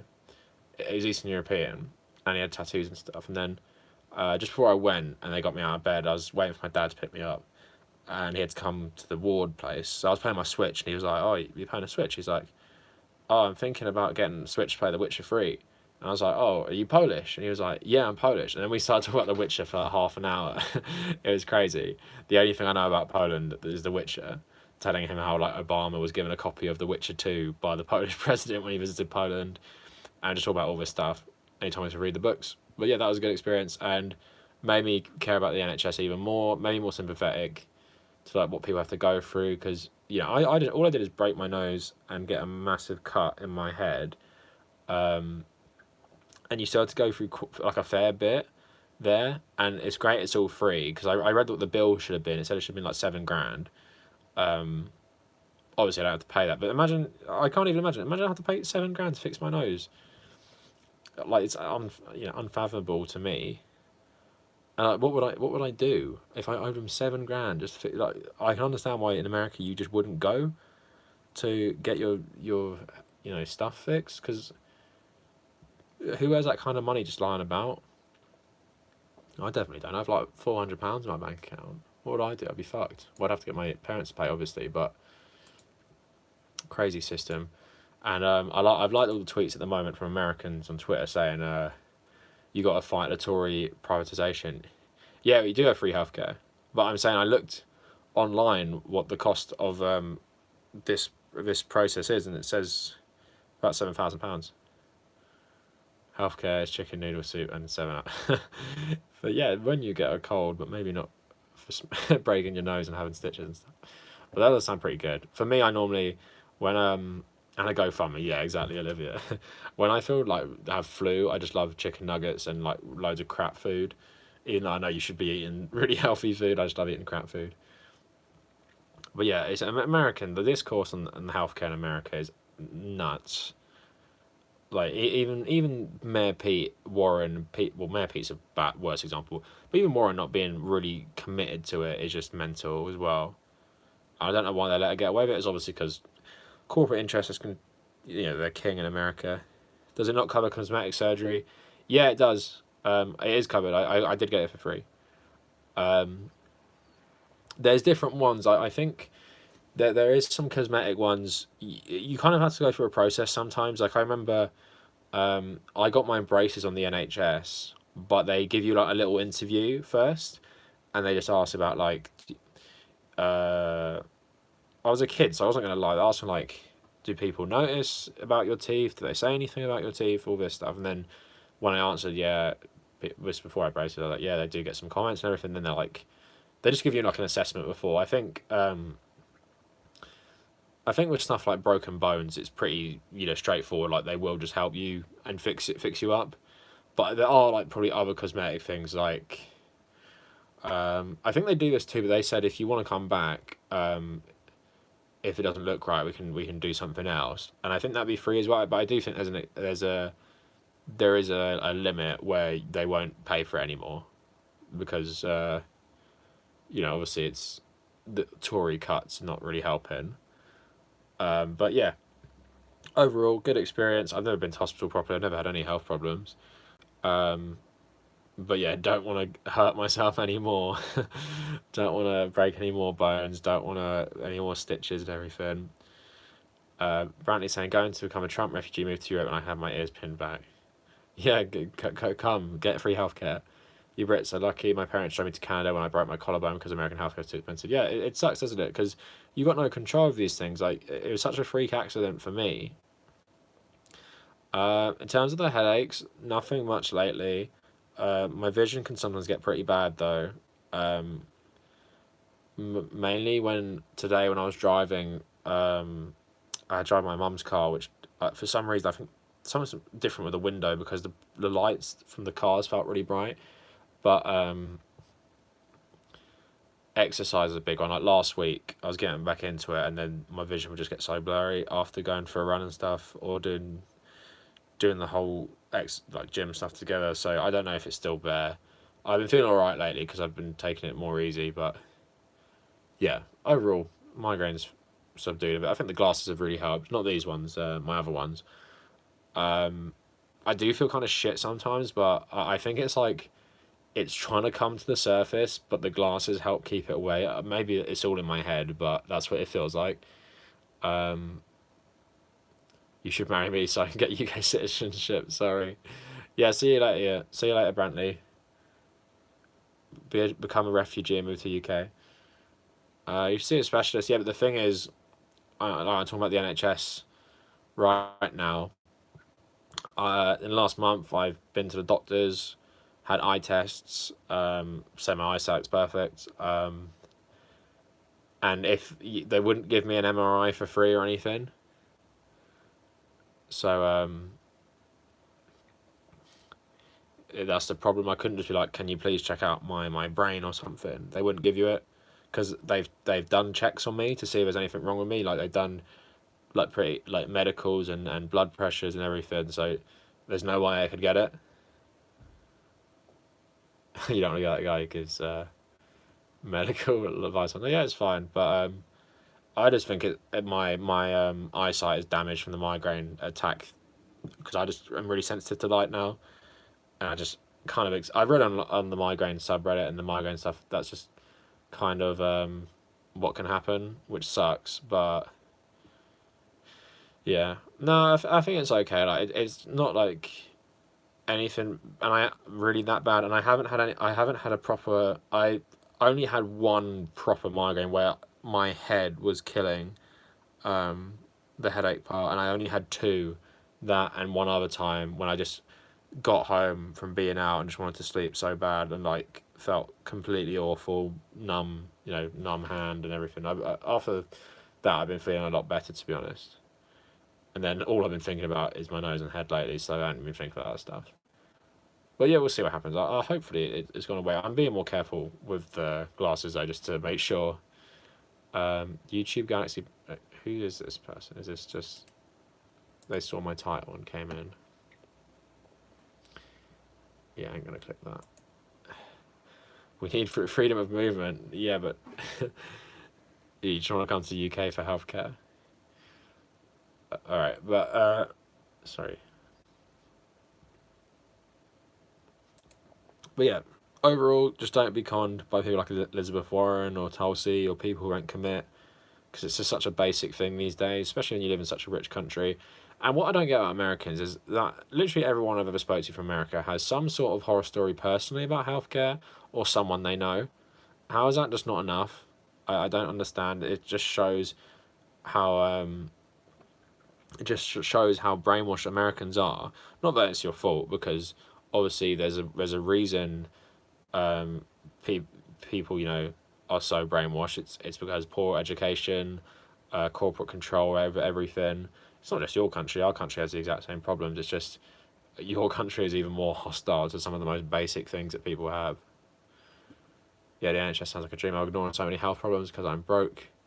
Manufactured consent. Yeah, exactly. Yeah, it sucks because you should be able to just go and if you think something's seriously wrong, you should be able to see the doctor first of all, just to see what they think for free, and then they can go give you further checks for what free, paid by your taxes. And the amount of money, you give Israel was it $3 or $4 billion in military aid a year. Why the hell does Israel need military aid? It's more powerful than like pretty much all its rivals combined in that region. They're propagandizing. They're put into brains where they're actually meant to suffer on the behalf of billionaires. Because I think this country happens as well, but I think Americans more than most think they're like all millionaires in waiting, and that the system they have will allow them to climb the ladder too. Like some of the because you have like one, maybe like a couple success stories of people become super wealthy out of nothing, and then that convinced everyone else they could become the next. Okay, I'm not saying Mark Zuckerberg came from nothing, but like next Mark Zuckerberg or next Jeff Bezos, who became the richest man of like all time from selling books and whatever. Like you could order books from him, but that's like, think of how many people are on the earth. It's like never going to happen to you. You're not even going to be rich, or we probably won't even be comfortable for most of your life. So yeah, not poor, temporarily embarrassed millionaires. Yeah, exactly. It's crazy. Logic. Yeah, well, okay, Duke about it. I'm not saying Bezos and all those billionaires didn't get to the top by being psychos and exploiting people, but I think when you break it down, like to the basics, people like, maybe I'll have a great idea for a website like Zuckerberg, or maybe I'll start my own little thing which will have a gap in the market like Amazon or Netflix, or I'll become super rich making something like WhatsApp. But obviously, you have to be some sort of genius and have loads of luck and be a total nutcase who just has no regard for like morals or exploiting people. Why can't America be like Canada? Yeah, asking the wrong person. But yeah, that would be better. But yeah, billionaires suck. That'll be my next video probably. Yeah, you have to be. Yeah, every billionaire is a psycho. Like you don't get to the top by playing nice and working nine to five and being everyone's mate. You get to the top by screwing every single person over destroying anyone in your way until you become the top guy or one of the top guys. Yes, we should tax the rich bigly. Tax them out of existence. Alright then, I gotta start writing this stupid article and finish this video. So yeah, so cheers everyone for tuning in the stream. Had some fun. Good conversations. I always like arguing about if Stalin is bad or not. I actually don't mind it, to be honest. But yeah, good conversation. Good Metal Gear video on Thursday. Even if you don't like video games, please check it out, especially if you're someone who might look down on video games and think they're not a good tool for educating people. I hopefully will change your mind on this video, put a lot of work into it, and yes, hopefully monetized, get it up on Thursday at midnight to coincide with the release of Death Stranding. Yeah, Kennedy, it's not so bad because I think we're saying this weekend, but obviously I couldn't do it this weekend because I had the operation on Friday evening. But yeah, we'll arrange something soon. We'll see though. I don't know how long it's going to push back just because birthday stuff. I don't know, but yeah, I won't forget it. Like if it doesn't happen in the near future, I haven't forgot it. I will come on. Good stream, but yeah, thank you everyone. Bye. Bye. Everyone have a good week. Please look at the channel because also wait before I go. Do people have notifications on my videos? Not telling you to do it. Can you tell me if my videos this week either popped up in your recommended or if you have notifications on? Did you get a notification? So I uploaded on Tuesday, Wednesday, and Thursday. Just quickly before I go. But yeah, night John. Thanks for tuning in. Night Red Leader. And if you commented on my video on Thursday, I haven't really read them, so I'm going to go back and reply to some of them this week. You got them. I had notification on. I got them. Okay, nice. I'm just being screwed in other ways. I didn't really talk about the YouTube censorship, but I could do that a lot more. I got the notification for stream on my phone, but not my tablet. That's a problem. My tablet. Okay. All right, good to know. Because I don't know if it's screwing me or not, but YouTube is a really annoying platform for this stuff. But anyway, yeah, thank you for all tuning in. Good conversation as always. Next Sunday we will do it again. And yeah, look out on the channel for my videos. Appreciate the continued support. And I can't wait to stream with nothing wrong with me and get this stupid thing off. Look, just one for good luck. You can see it one more time. All right then, everyone have a good week.